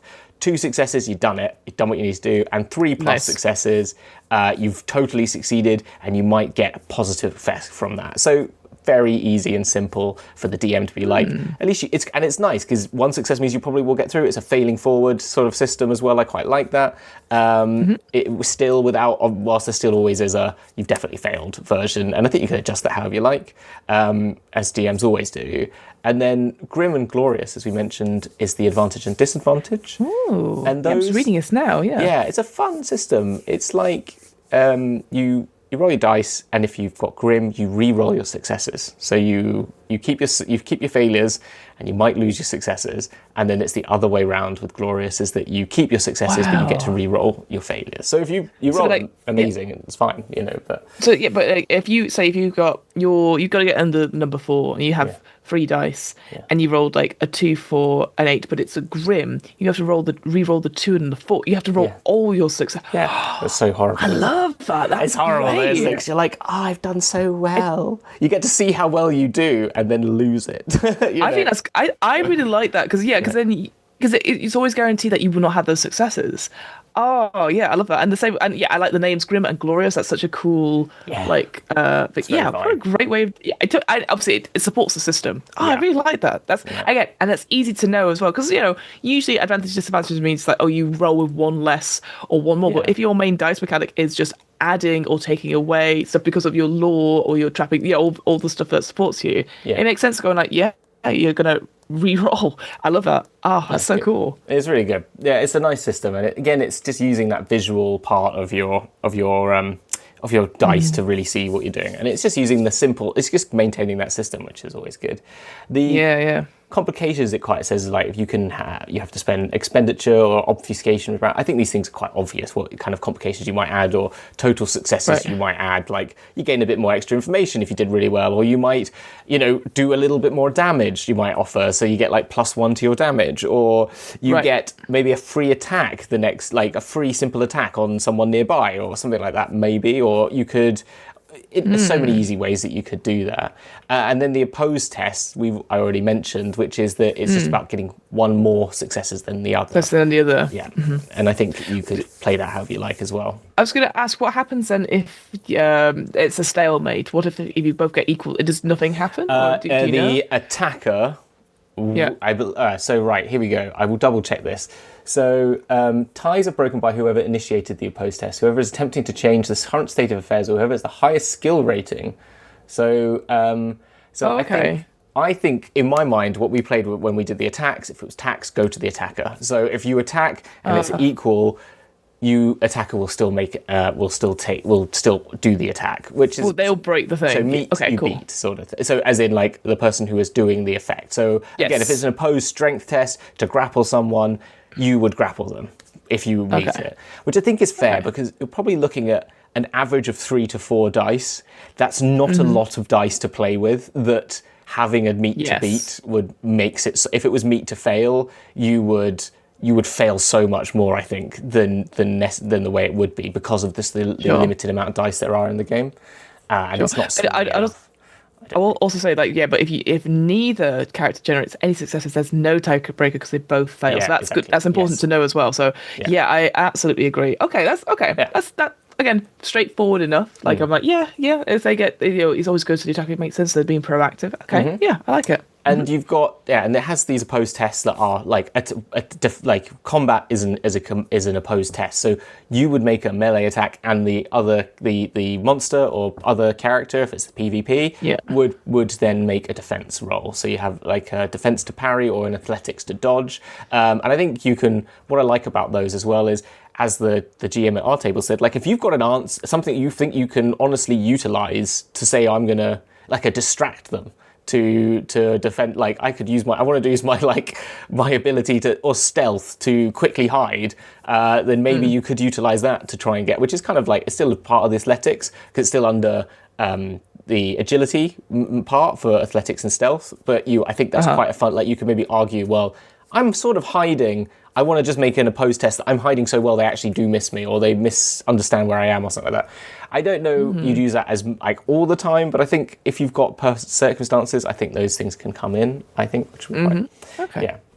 And then... What's exacting tests? I don't know what this is. So these, what I see them as are those tests that keep going, aren't they? So like some tasks are especially costly in time, resources, or mental commitment. So it's a bit like what we're called in D&D, they're called like, not continuing tests, but there's a name for them, like an ongoing. I know what you mean. Ongoing. Yeah, I know. That's what I'm thinking of. There's a word for it though that they use in D&D and in Blade Runner. Yeah. They have a particular thing where it's like you've got to build. You say like everyone make 5 tests, and whoever gets to that point, Yeah, it feels like a long-term project that I know from Blades in the Dark is like, you roll for it in the original Blades in the Dark, and then however many successes levels or whatever you fill in those types of the clock essentially. So maybe you set some sort of number of successes, and then you all contribute towards it, but it will take some time. Okay, interesting. Yeah. Why is it called exacting though? I don't know. I don't like that word because it doesn't. It always takes its toll. Your price attached to every test. So like each test, I think it's because I don't know why it's called exacting. I find that slightly annoying, a word. Because it's an interesting word. What does it actually? I'm gonna look at what it actually means. Exacting would mean like. I think the word exacting means to be particular. So that is an exacting. So it would be, like you're getting it right by being exacting in your. That's what I think exacting means. So according to Oxford Languages, it's an adjective, making great demands on one's skills, attention, or other resources. Oh, okay. So again, that's just me not knowing. I always think it's so like you better be exacting, which means you've got to be precise. Attention to detail. It's more precise than like taxing on your things. So, in my head, an ongoing test would be better. Yeah, I think that's what. That's the only but again, I think probably because someone else has used ongoing tests, they've just wanted to look for a word that has a similar meaning. But to me, exacting in my mind is always like, you better be exacting in your prose when you're writing an essay, which means you've got to be particular and precise. But I see. It means toil. Okay, well, an ongoing test, and it just means you make a number of tests that you might make. Okay, cool. And you can have that as groups, or we had some group successes. It just meant everyone did what it is. We added up all our successes in total, and then they did a number of dice equal to an average dice that we had, and how many successes they got. And that was how we did it for an opposed one. Interesting. Or it was like how many successes. I'm going to say there was no opposing in it. There was one where it's like how well we set up our defenses for an attack that was coming in by some beastmen. And it was like, okay, everyone just make a roll and just use your whatever skill you want to use to set up your camp. So I was the rat catcher, so I was setting up traps, so I did that. And another person, the elf and rager, was hiding in the tree, so they made a stealth roll. We all did little things to see, and instead of us all individually succeeding on our one thing, it was like, okay, well, you've all got, let's say you all need to get a total of, there's 5 of you, let's say we've got to get 7, so that was 1 each plus 1, so 7 successes. So we all rolled, we got 8 successes. Okay, you all do all the things you want to do. So instead of everyone making an individual roll and, you've got your traps and you've got your hiding, but you're not, you actually failed at your barricades, it's like, no, you've all done what you need to do in the time you need to do it. It's kind of like... Yeah, we're all doing it at once. It's always sort of rather than building on it, because it just takes forever. Because then also you have the meta knowledge of like, well, that didn't work, and we've got to do something that gets us free success. Yeah, I think it's just kind of nice if you all fail, and it's like you've all failed, and so you didn't get enough time to get in the trees because they were mucking up with the traps and needed your help. The traps then haven't got done, and there's kind of like a nice feeling of like you're just not prepared. You are prepared. Was kind of a nice feeling, and I think that's 100%. It's kind of Fate. Have you had a chance to look at these bits yet? Because I'm going into them. Or no, it's fine. I'll just go. I'll go through it. So it's fine. I didn't want to be like explaining it all to you if you've had a chance. I've had the tiniest of skims, so don't worry. It's fine. So then the fate element. Now in Woofrup we had fate and resilience, were things that you could call upon as your plot armor. I take myself to that page very quickly because it's I want to remind myself of it. 117. There we go. Just quickly, where are we? I do have these tabs.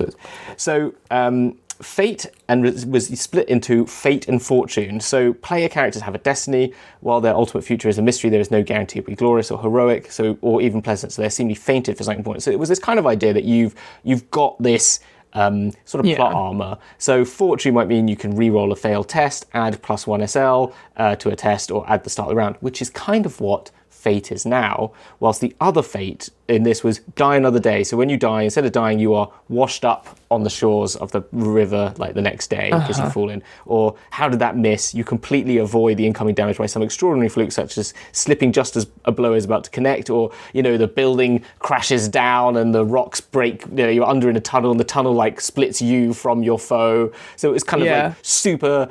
I'm nearly about to die. I'm using my fate dice. DM. Deus Ex Machina out of this sort of thing. And then they had a thing called Resilience and Resolve, which was like, resilience was like denying chaos, and I will not fail this test, so you get to re-roll a test or gain some SL. And resolve was like similar to like removing a condition or a wound or something like that. Like, it was like 4 ways to do 4 different things, and it was just I think I didn't touch it in the end, which is such a shame. Exactly. Yeah, because Fate and Fortune sound incredibly similar to me, both in words, and so it was. I'm sure they all did different things, but I don't know if it was the same similar wording or it's just again on the sheet it wasn't explained like well, and I ignored it. You know what I mean? They only came up as well when it was like resilience and resolve came into like balancing out how much corruption you had to then how. So you would then gain a mutation if you had more corruption than your resilience would be. But again, you're right. It was totally confusing, and it's a really good idea. I really like it. But having both of them and 4 different numbers on your page that you're still trying to figure out, whilst this takes it down to fate and resilience, but uses them very slightly similarly, but also differently. So Mm-hmm. So the fate, you can spend fate to make a glorious test, take a second different action on your turn, or act as a rear guard so you and your allies can retreat, or burn fate to succeed in a test outright, negate a wound you just suffered, sacrifice your life in a heroic last stand.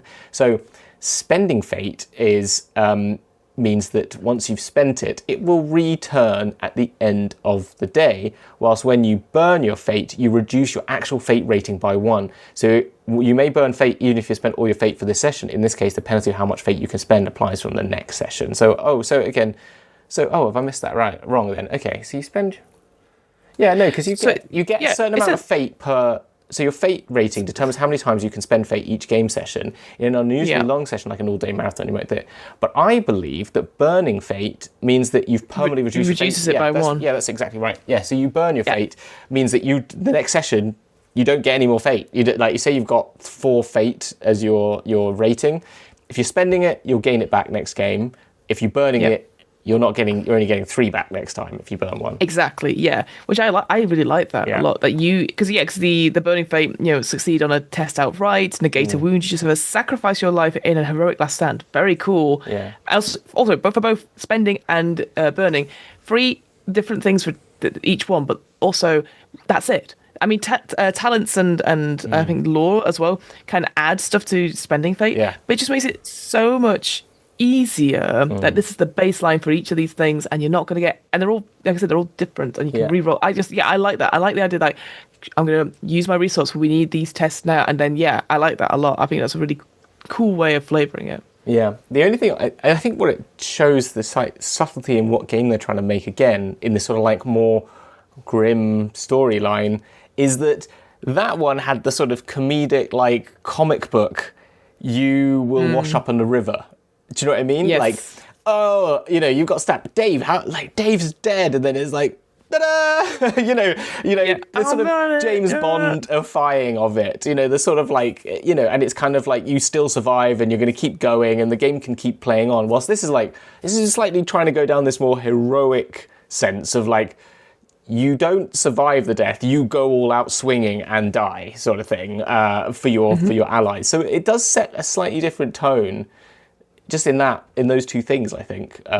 Which is interesting. I think I prefer I like the last hand's kind of cool, but I think the idea that you just like you somehow like I just like the idea of these characters that have just got so many wounds and somehow like they've fallen like off a bridge, and it's like well they've definitely got to go now, and then you just see them land on like a barge with just like very soft pillows on it. Yeah, exactly. And you're like, oh, cool. See you guys. Like, I'll be there. I'll be with the pub.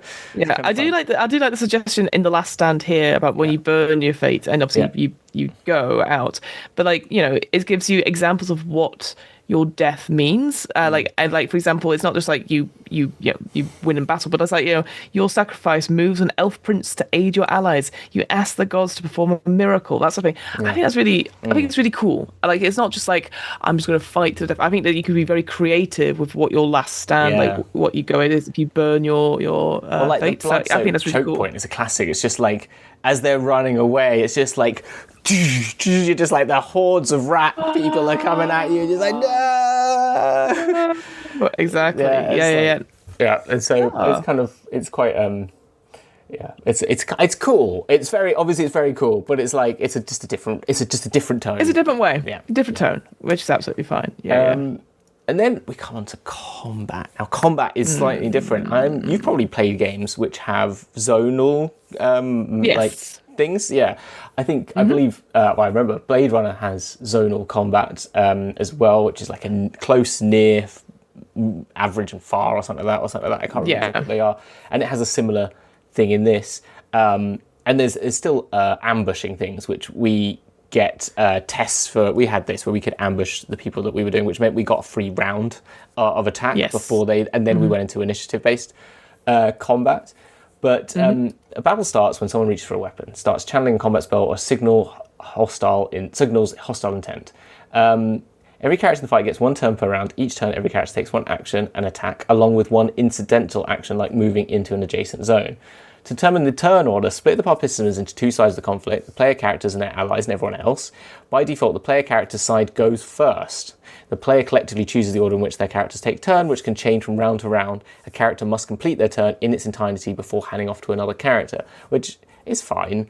I think we did a bit of actually like, well, I'm going to do this to aid them. But the fact that you can also move around in the turn combat means like, oh, you're going to do that? Okay, well, you do that and then I will do my thing. So it doesn't mean it negates it because you can only do really 1 action each round. It's not like, oh, I'm going to use this and I'm going to hold my bonus action to do that, because there isn't such a thing. Like a lot of times in D&D, that's how I've played, like particularly as like a rogue, is like, okay, I'm just going to bonus action hide now, and I'm going to hold my action until they are visible. It's not like that. You can't do those things. You've either got to say, well, I'm going to use my, I have to use my instant action and my action at the same time. So I don't know. Yeah. I feel like as a GM, you can play that however you want.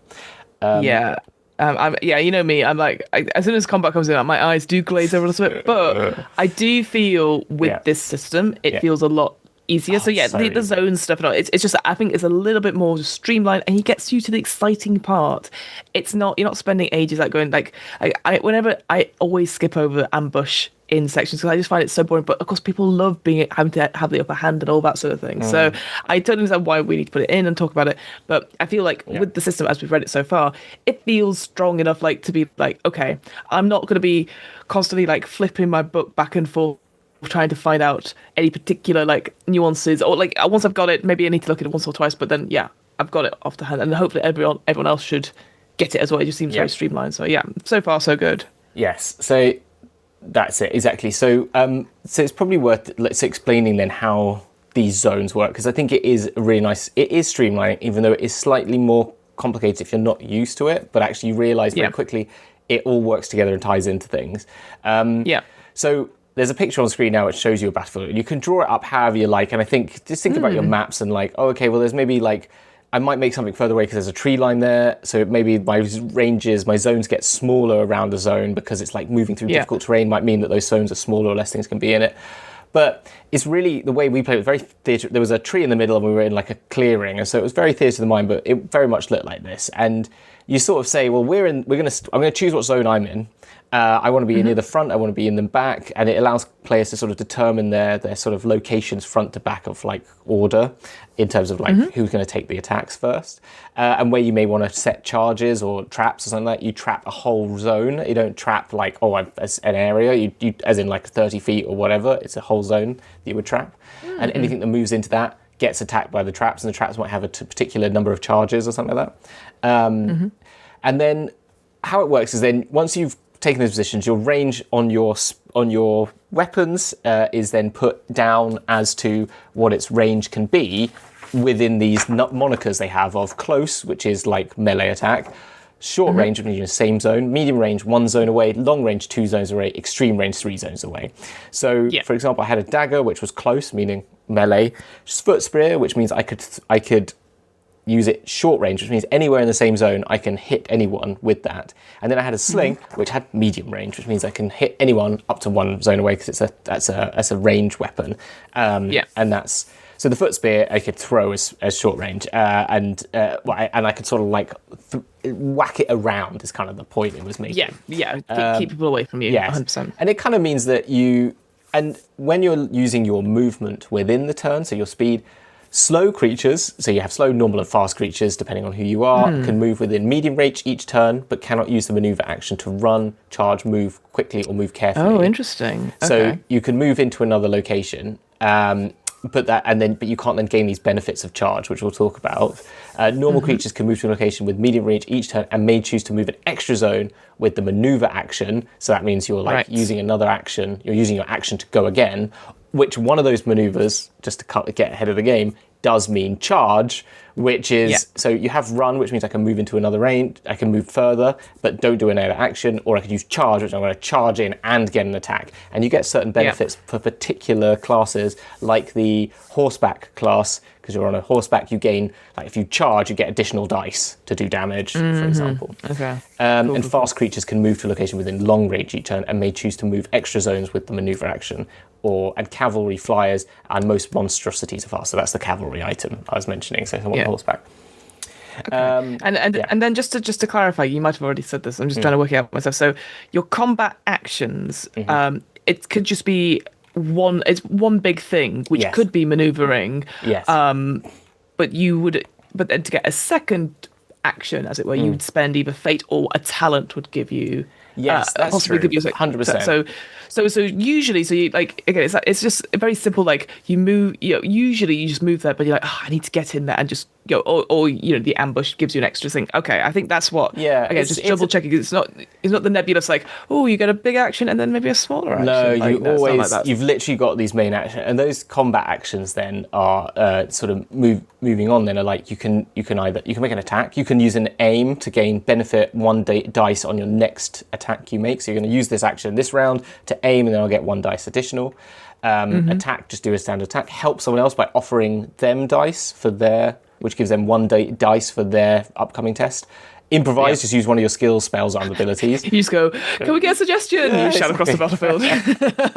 Yes, and. Yes, and. And then the maneuvers, as we said, which is run, which means you get to move an additional zone to your standard movement, or charge, which is you can move to that next zone, and if you're doing a melee attack, gain +1 dice to that attack, which is very Warhammer thing. So you can still attack by doing it, but it means you have to definitely go into that. And the thing that's worth noting is that when you're in melee combat, there are, you then you are then locked in, which means you could then take additional damage yourself in that scenario as well. So it's worth remembering, because you could parry. If they parry against you, you will take damage if you lose that attack. So there is a risk to going into melee combat. That's why the charge ability, I think, is allowed with the additional dice, which means you're more likely to. So the best thing to actually do is to be charging around the battlefield, if you so can, into combat, because you're always going to gain this additional dice, which is more likely to not get hurt in melee. But there is things to note. If you leave a zone, you will take opportunity attacks. So right. Okay. Yeah. So I think that will come up later. But we've talked about and you can use recover, which is like recover the staggered. I was going to say that's great. Which we'll come on to, which is like which is when you've been damaged, but you haven't. So we'll come on to attacking and being injured in a bit, but staggered will come up then. If you're knocked prone, you can get yourself up. Treating a wound, which is quite useful, and removing 1 die from your miscast pool if you're a spellcaster, or interact or grab, drop weapons, healing potions, or other things like that. So you do have to use an action to do healing potions, but it feels like that's the way the game is working. It's quite sure. It's quite limited in how much you could do each turn, but so is everyone else. So it's not like you've got... which is... all the beastmen that are fighting you are doing one attack, maybe multi-attacks potentially, but the combat, the action economy is all light, and everyone's light on it, I feel. Yeah. Yeah. A quick question then, just because usually it comes up at this point, and maybe it's going to come up later. Is there such things as like critical successes and critical failures in this game? Like if you roll a 10, then that's you know what I mean? Like, or is it like doubles? No, there's like nothing it's just like that. There's no criticals. There's just the amount. There's only those like extra successes by having more successes. There's no like. So even if you roll a 1, that's still like just counts as a normal success then.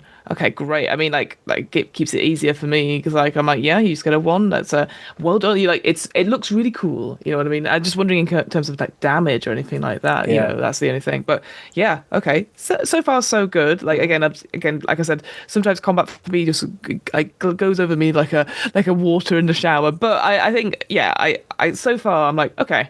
I can see how this works, and yeah, as long as everyone's got the same amount on the battlefield, because sometimes you see someone do an amazingly cool thing, and go, okay, it's your turn. I go, I'm just gonna move, and that's Yeah. my turn. You know, so I like the almost like yeah the strategic sort of battle plan esque of it, but you know everyone will you can chat about it and like just double check things, and if there's opportunity attacks as well, then yeah, that's like okay, that's going to affect what I do, and the zone stuff as you said, as we've already talked about. Yeah, okay, so far I'm getting it. That's it. Yeah. So yeah, and then if you fail attack, so yeah, as what I say, you don't take damage, but if you fail it, you gain the staggered condition because they've sort of successfully defended or parried you away. So that's the risk you gain, and we'll talk a bit more about the staggered condition, which means you can't make a certain attacks that next round, certain actions. So you're in more likely to be hit, and you'll also have a disadvantage for your defense as well later on, which is kind of. And then the giving ground, which is moving to a different zone, is that you actually won't take any damage. But unless you move into a zone with another enemy, you gain a broken condition, which we'll look at later. And then you cannot move through enemies, obstacles, or areas you treat as difficult terrain. You cannot give ground, or you're prone or unable to leave your zone. So if you're grappled, these make it possible you cannot choose to give ground and must fall prone or suffer a wound instead, which is kind of. It's kind of bad as well. So like, it's but it means you can retreat if you need to. Dropping prone as well. If you're not feet, there's other things for that, which is that they gain +1 dice if you're prone to when they're hitting you, and also there's a like coup de grace thing of like they can actually try and kill you outright more likely if you're prone as well, which is kind of like quite dangerous. Yes, and then you can always retreat. I do like the table that says "Run for your lives." I like that.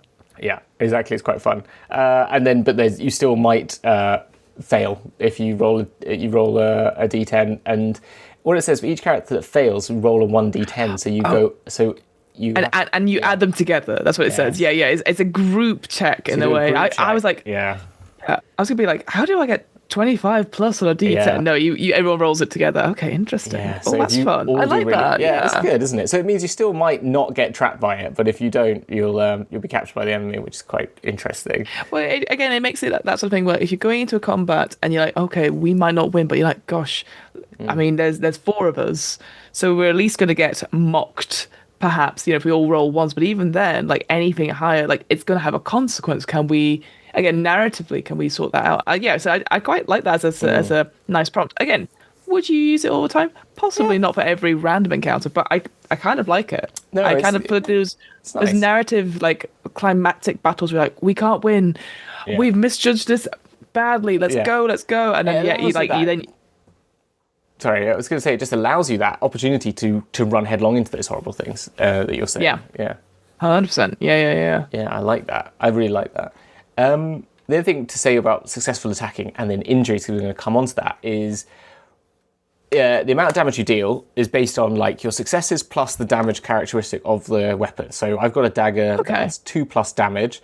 I then add 2 plus the amount of successes. So I get 3 successes, it's 5 damage. If I get 1 success, it's 3 damage, which is kind of nice, quite easy to see. And the thing to note about it, I like, is that it if you then have this resilience number, so everything has a resilience, so you don't, which is 4 for my character. So if I get hit with anything 4 or less, so it's a successful attack, I get the stagger condition. But if I get hit with more, which means I have to, and if I've already got staggered, I must either give ground, fall prone, or suffer a wound, which we'll come to. But if it's more than that, I immediately suffer a wound, which is on the wounds table. So when a player encounters serious injuries, they roll on the wounds table to determine the effect. For ease of reference, the wound table can be found, it doesn't say this, but on the back of the book, but roll 1d10 plus another d10 for each untreated wound you have. And this is the point, is that 1 to 10, you're getting very little things, and when you're getting to more than that, you're turning into things that are more deadly. So if I find the wounds, the injury table, which I think they're saying is at the back. I'm just trying to look for it now. Yeah, it's right at the back. That's interesting. So again, just to clarify, so you don't have hit points, you just have a wounds Yeah. threshold, and that's Yeah. kind of it. Oh, what another way to just really streamline Yeah. battle. We're not having this nebulous, like, oh, 10 point. And I assume as well, like, yeah, so if you got your resilience score, that's, I guess that can be changed if you've got armor or Yeah. stuff like that. It can Yeah. soak up stuff like. Great. It's really good. Oh, that's so much It's fucking so easy, easier. isn't it? It's so Oh easy. my God. Yes. Oh, I'm already feeling so much better. No, I really like this, and it's like it tells you how you can heal some of these things. So the things you might, if you've got no wounds, and this is your first wound, right? You've got for that day. 1 to 10 is the maximum you can get. So it's only 1d10.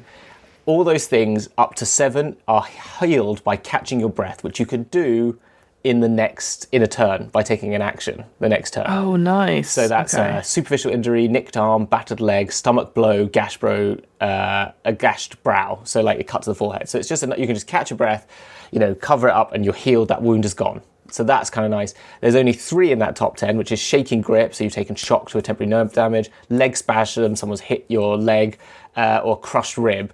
They could be dealt with by a night's rest. So it's really only 3 out of the 10 that's actually going to cause you any serious, like anything you need to do something serious about. And then we're talking about the next 10. It's like 11 to 15 is just a night's respite again, but then 16 to 19 is like rest and recovery, and then 20 you start hitting surgery, and then appalling strike is you lose a limb, and that is not happening. 25 bisection, you're dead. 26, you're pretty dead. much. 27, you're dead. So You're dead. You've really got You're up dead, until you're dead. so once you've got 3 wounds, you risk dying.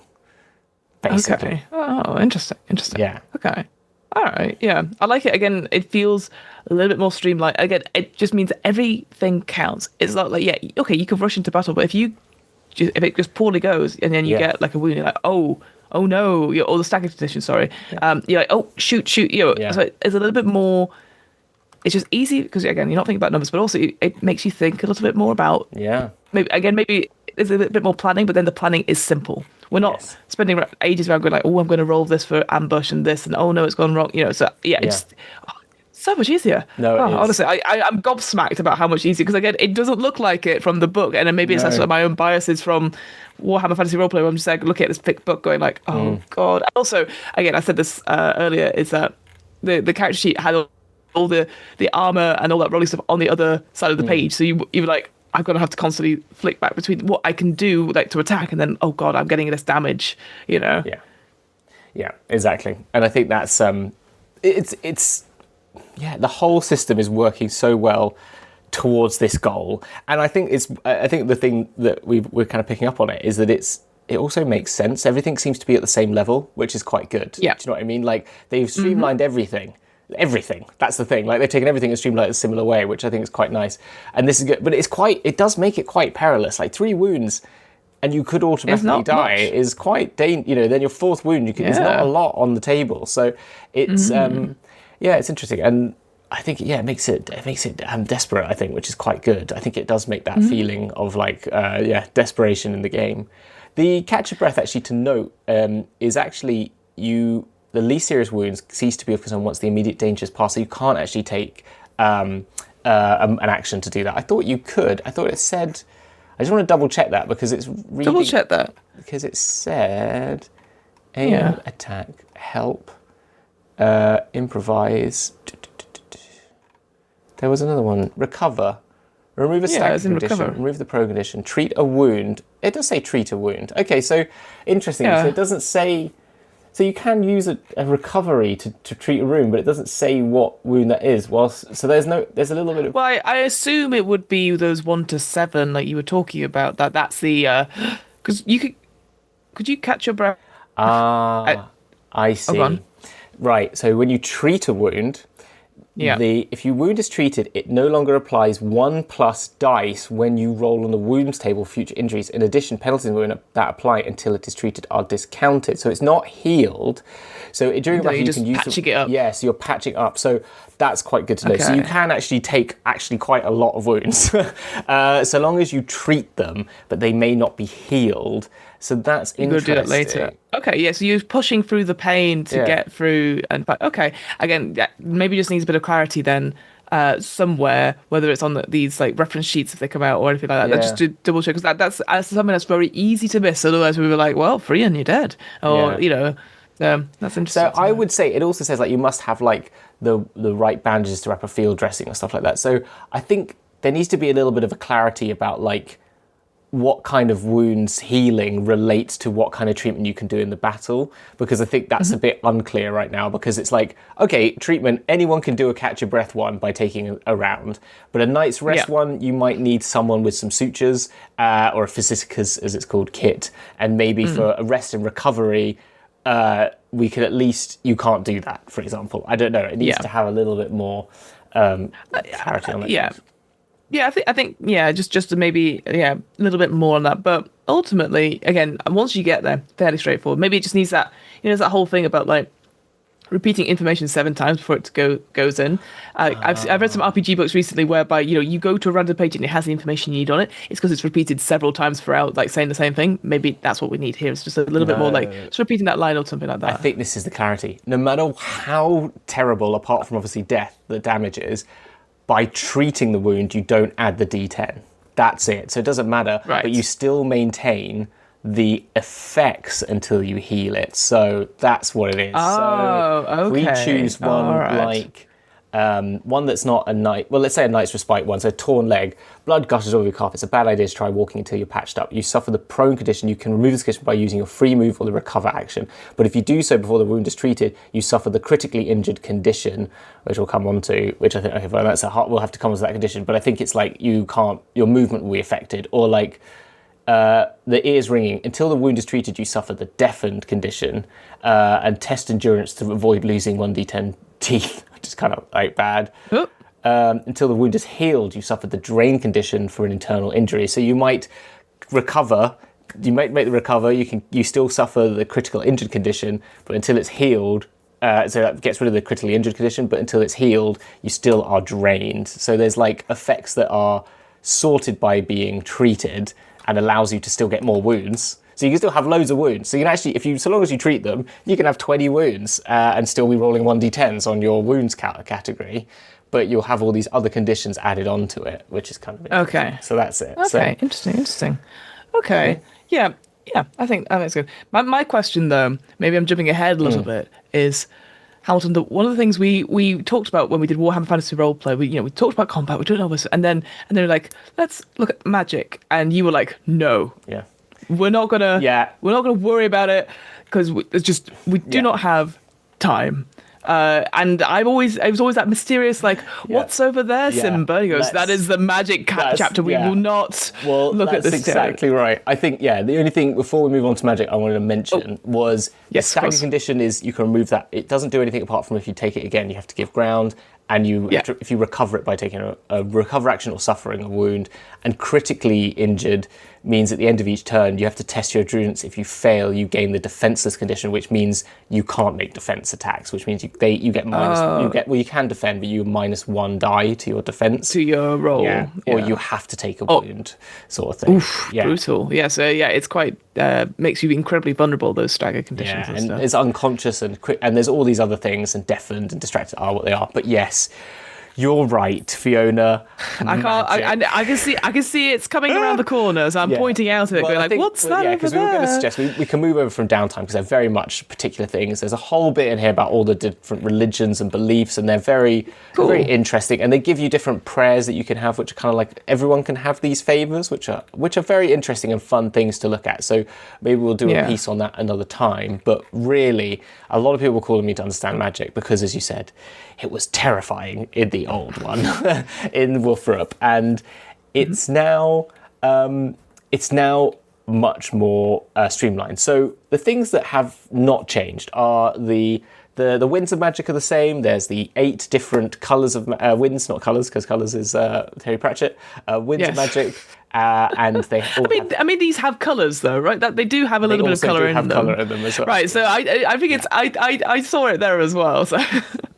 Exactly. Yeah. So that's why I think they cut from the same cloth. So with that, the ability to perceive and manipulate the winds of magic is a gift of birth. Using that gift without the care born out of long study can easily prove fatal. Those who do run great risk, since the corporeal world has been open to the ravages of the ruinous powers, demons can find ways to return. The easiest of these is through a rent in the mind of careless magician. The rules, opportunities, and pitfalls of magic can be found on the following pages. So that's what it says. So characters with the wizard talent can manipulate the winds of magic, casting spells their own creation, or which they have learned through careful study. The spells one can cast and the effects a wizard can achieve are determined by the laws they have learned and the level of the wizard talent they possess.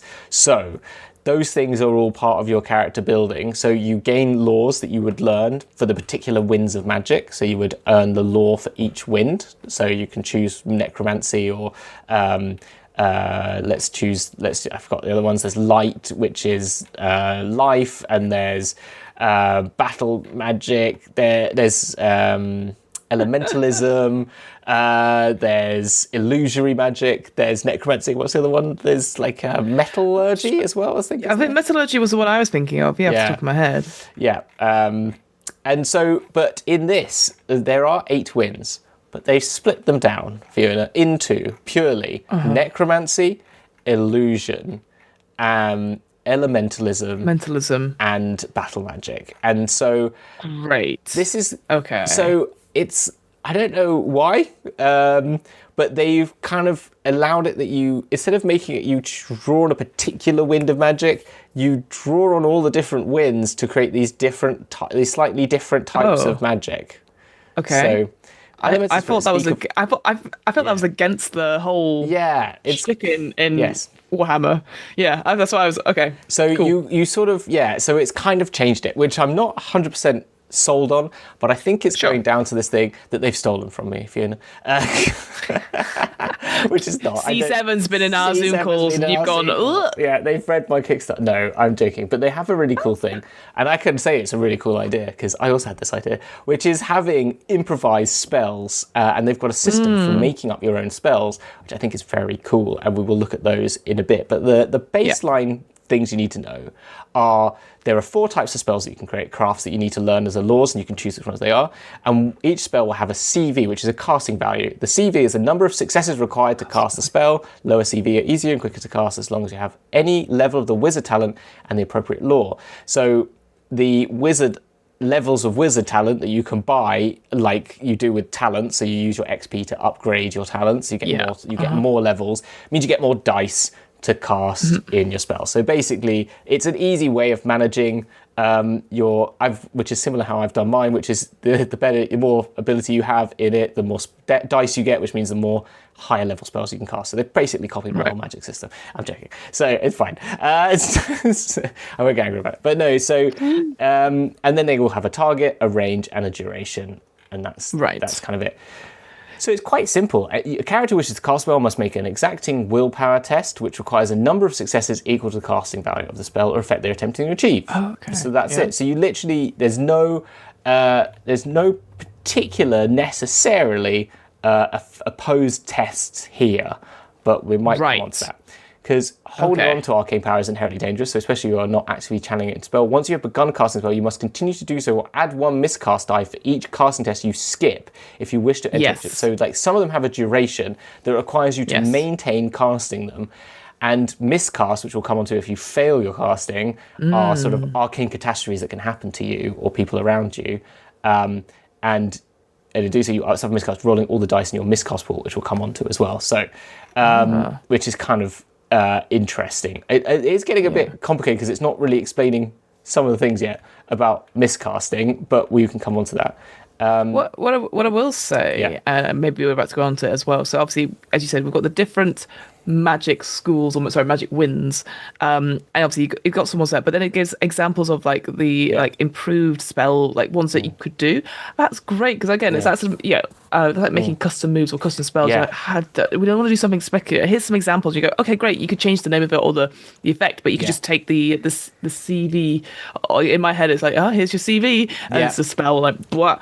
So I think that's really great actually, and I like it. It gives suggestions. I'm always a big fan of like tables and suggestions for things, even if it's just like 3 things. I'm like, cool. All right, I know what I'm aiming for, what it should look like, Exactly what I've done for mine, so I'm loving you saying this. Thank you for that great review. That's great, isn't it? Wow. No, because it's really important, because that's what I would try and do for mine. I think they've done it really well, is that I've said, these are ways you can utilize your dice to manage and manipulate spells and choose the amount of level of spell you can do, so people can build their own spells, and they've done that really well. Nice. So if we move on to it, for example, for the improvised spell, it gives you effect types. So it says a petty spell, which means it's got a CV of 2, so you need to get 2 successes. Light a flame or throw a stone as fast as a bullet.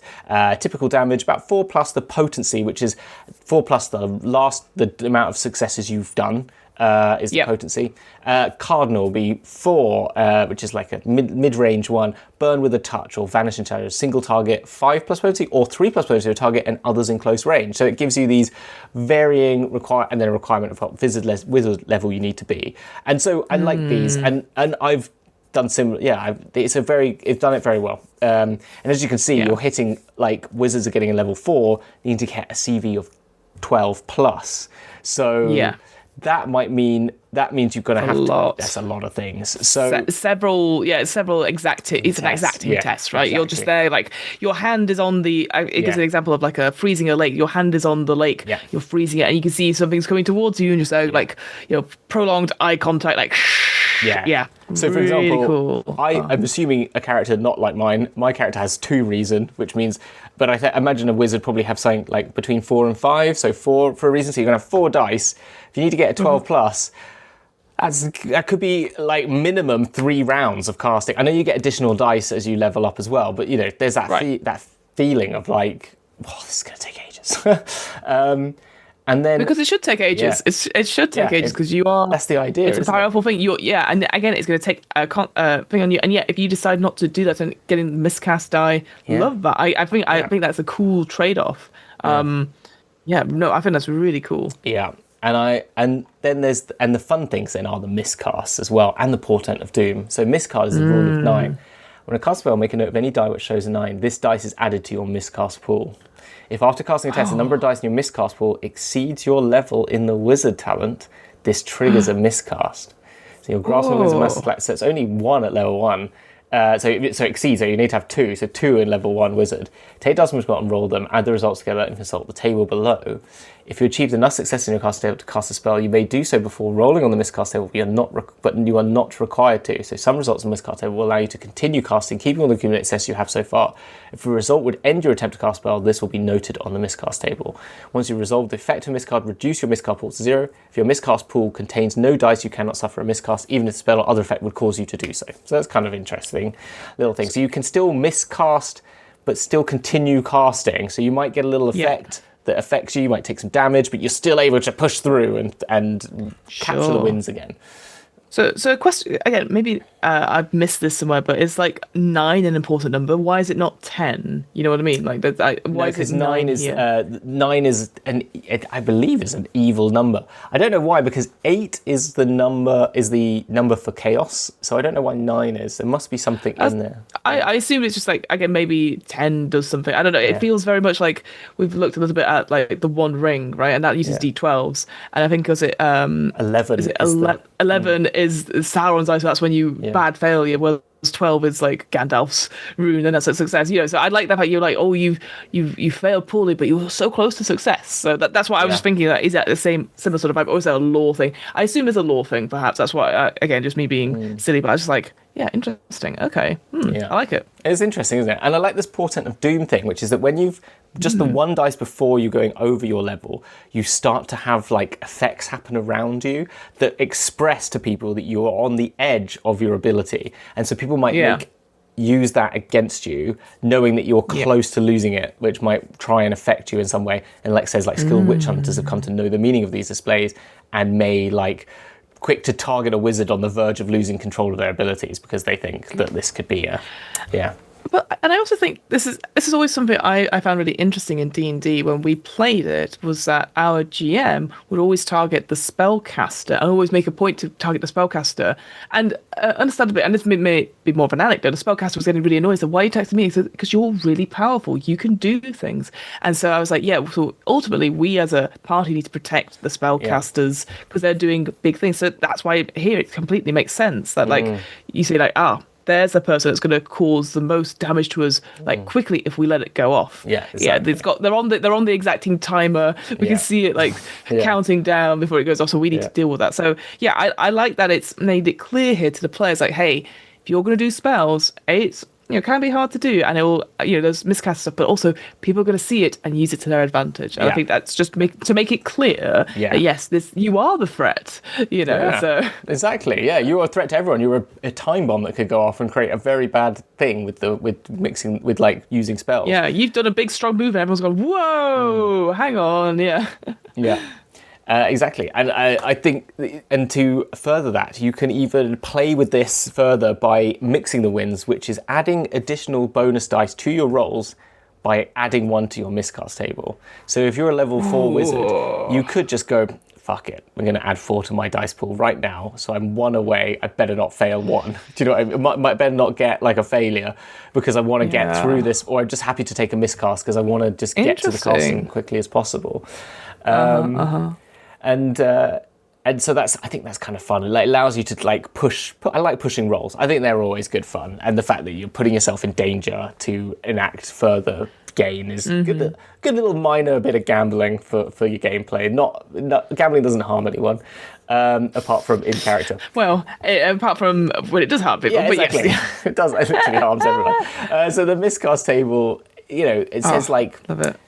Medium range, everyone in medium range feels a sudden sense of loss, though they cannot exactly say what they've misplaced. Or all fresh food within long range is spoiled. Milk turns sour, vegetables rot, and meat turns to stinking mush. Dried, salted, pickled, otherwise preferred food remains palatable, though.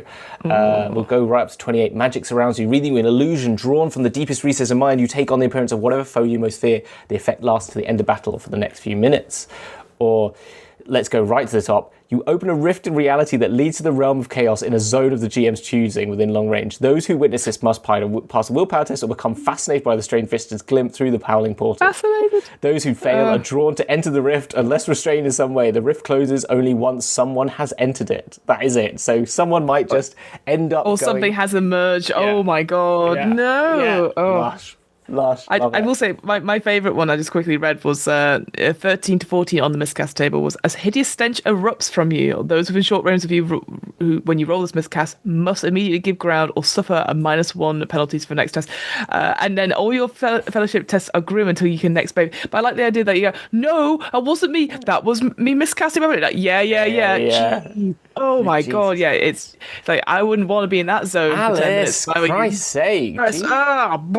Yeah. I like them. They're all very flavoursome.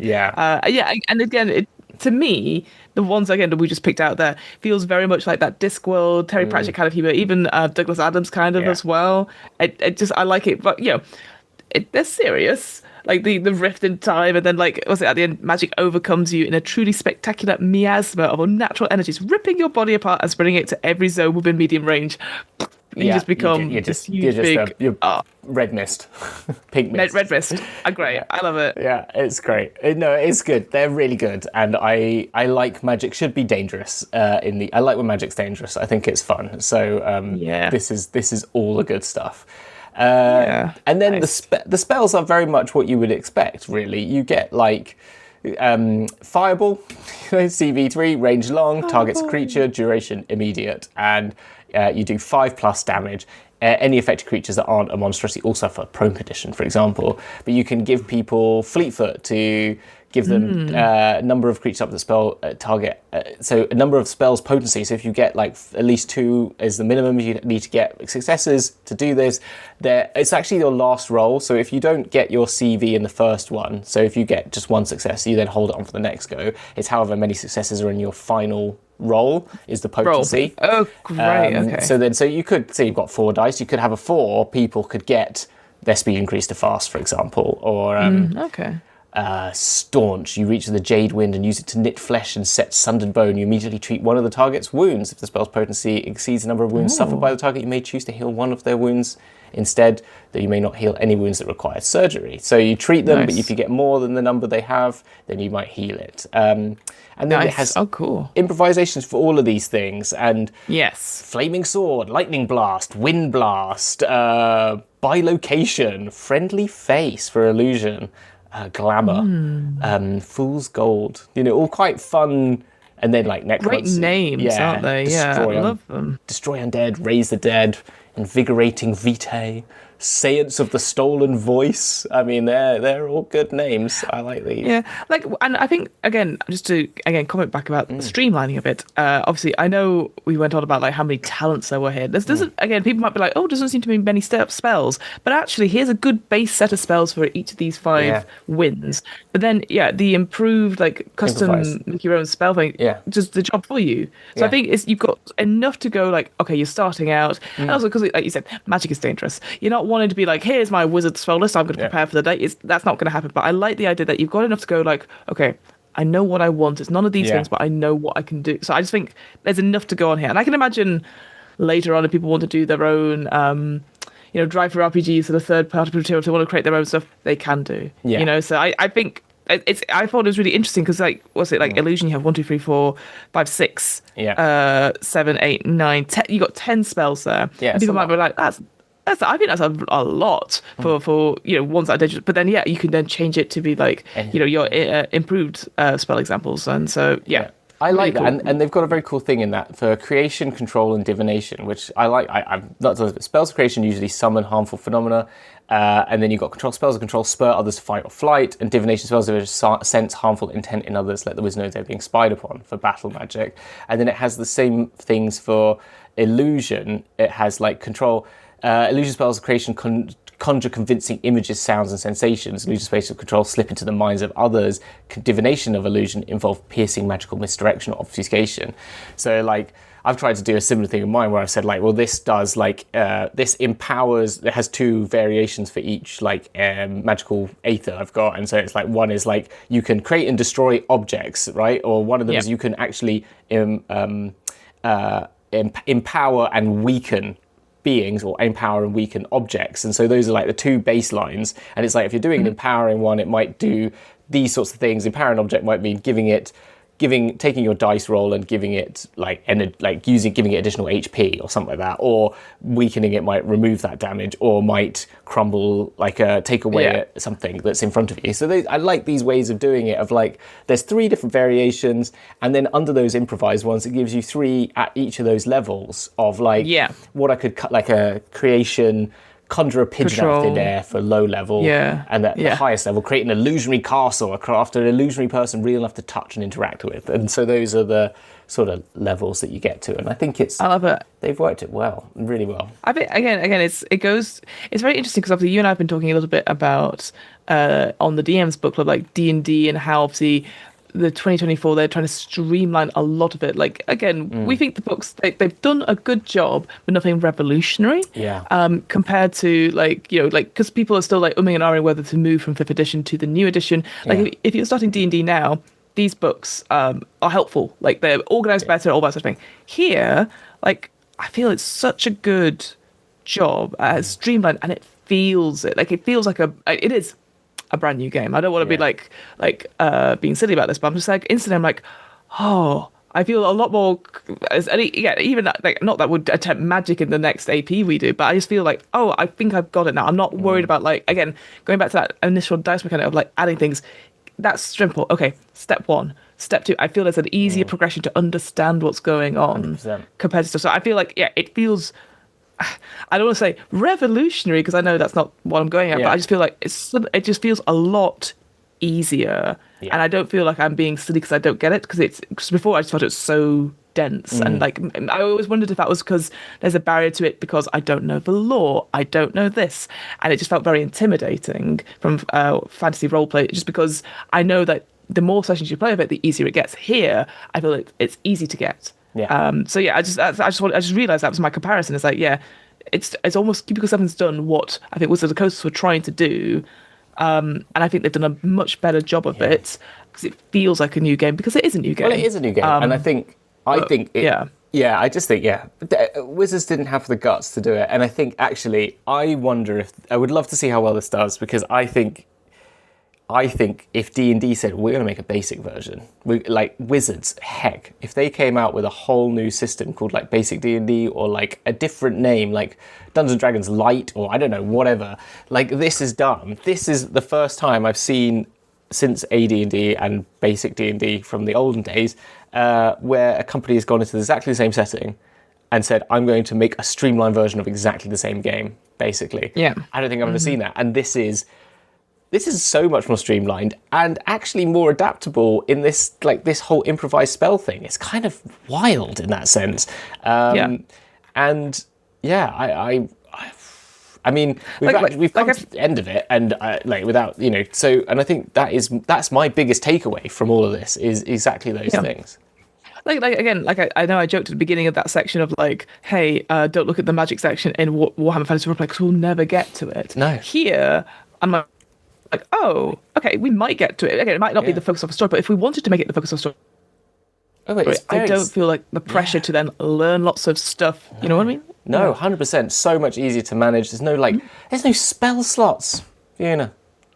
There's not even a spell slot. No that's it. You can do as much damage as you like. You just cast it. You just cast it.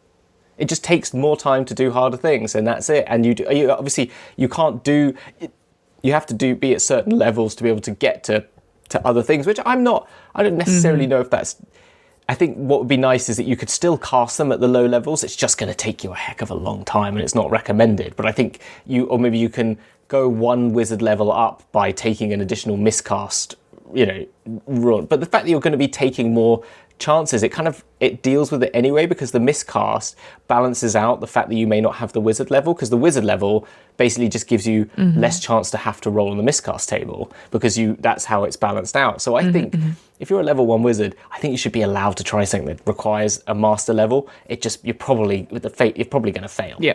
And that's the fact. And so it's probably not worth it, but I don't think I'd ever stop anyone from doing it, if you know what I mean, because right, exactly. And I'd allow them, and it says in there, and the fate thing, I think, you can use that, maybe. Yeah, I think overall, looking at this book, I'm looking back at the contents page now, because ultimately you've got these 9 chapters.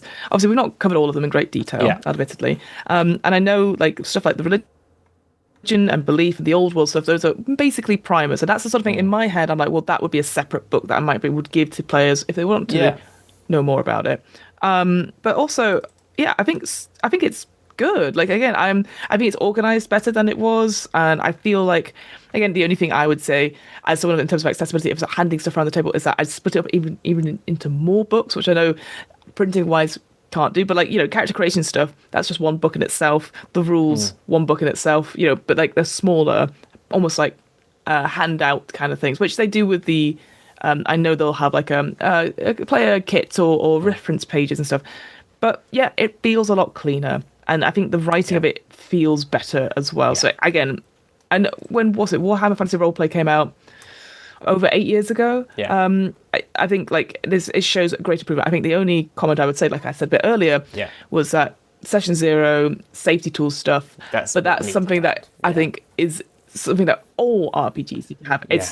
That's the only thing I think. And again, and it doesn't have to be a long lecture-like thing, but it could just be literally another page about how to do it. Because that's the thing that D&D 2024 did, was that it did have quite a big section, admittedly, about Session Zeros and how to do it. Daggerheart also has a big section on Session Zeros and how to do it. I think just to include that here, but it's, again, a page or two, and you just keep it straight to the point. What are the player principles? How do we do this? Make sure everyone's having a good time at the table, and don't be an arsehole. Great, tick, tick, tick. Simple as that, it really is simple as that. Well, hopefully, Fiona, you'll come back to have a look at that book when we get a hold of that one, which will be incoming soon, and maybe that will answer some of those questions, and that'll be interesting.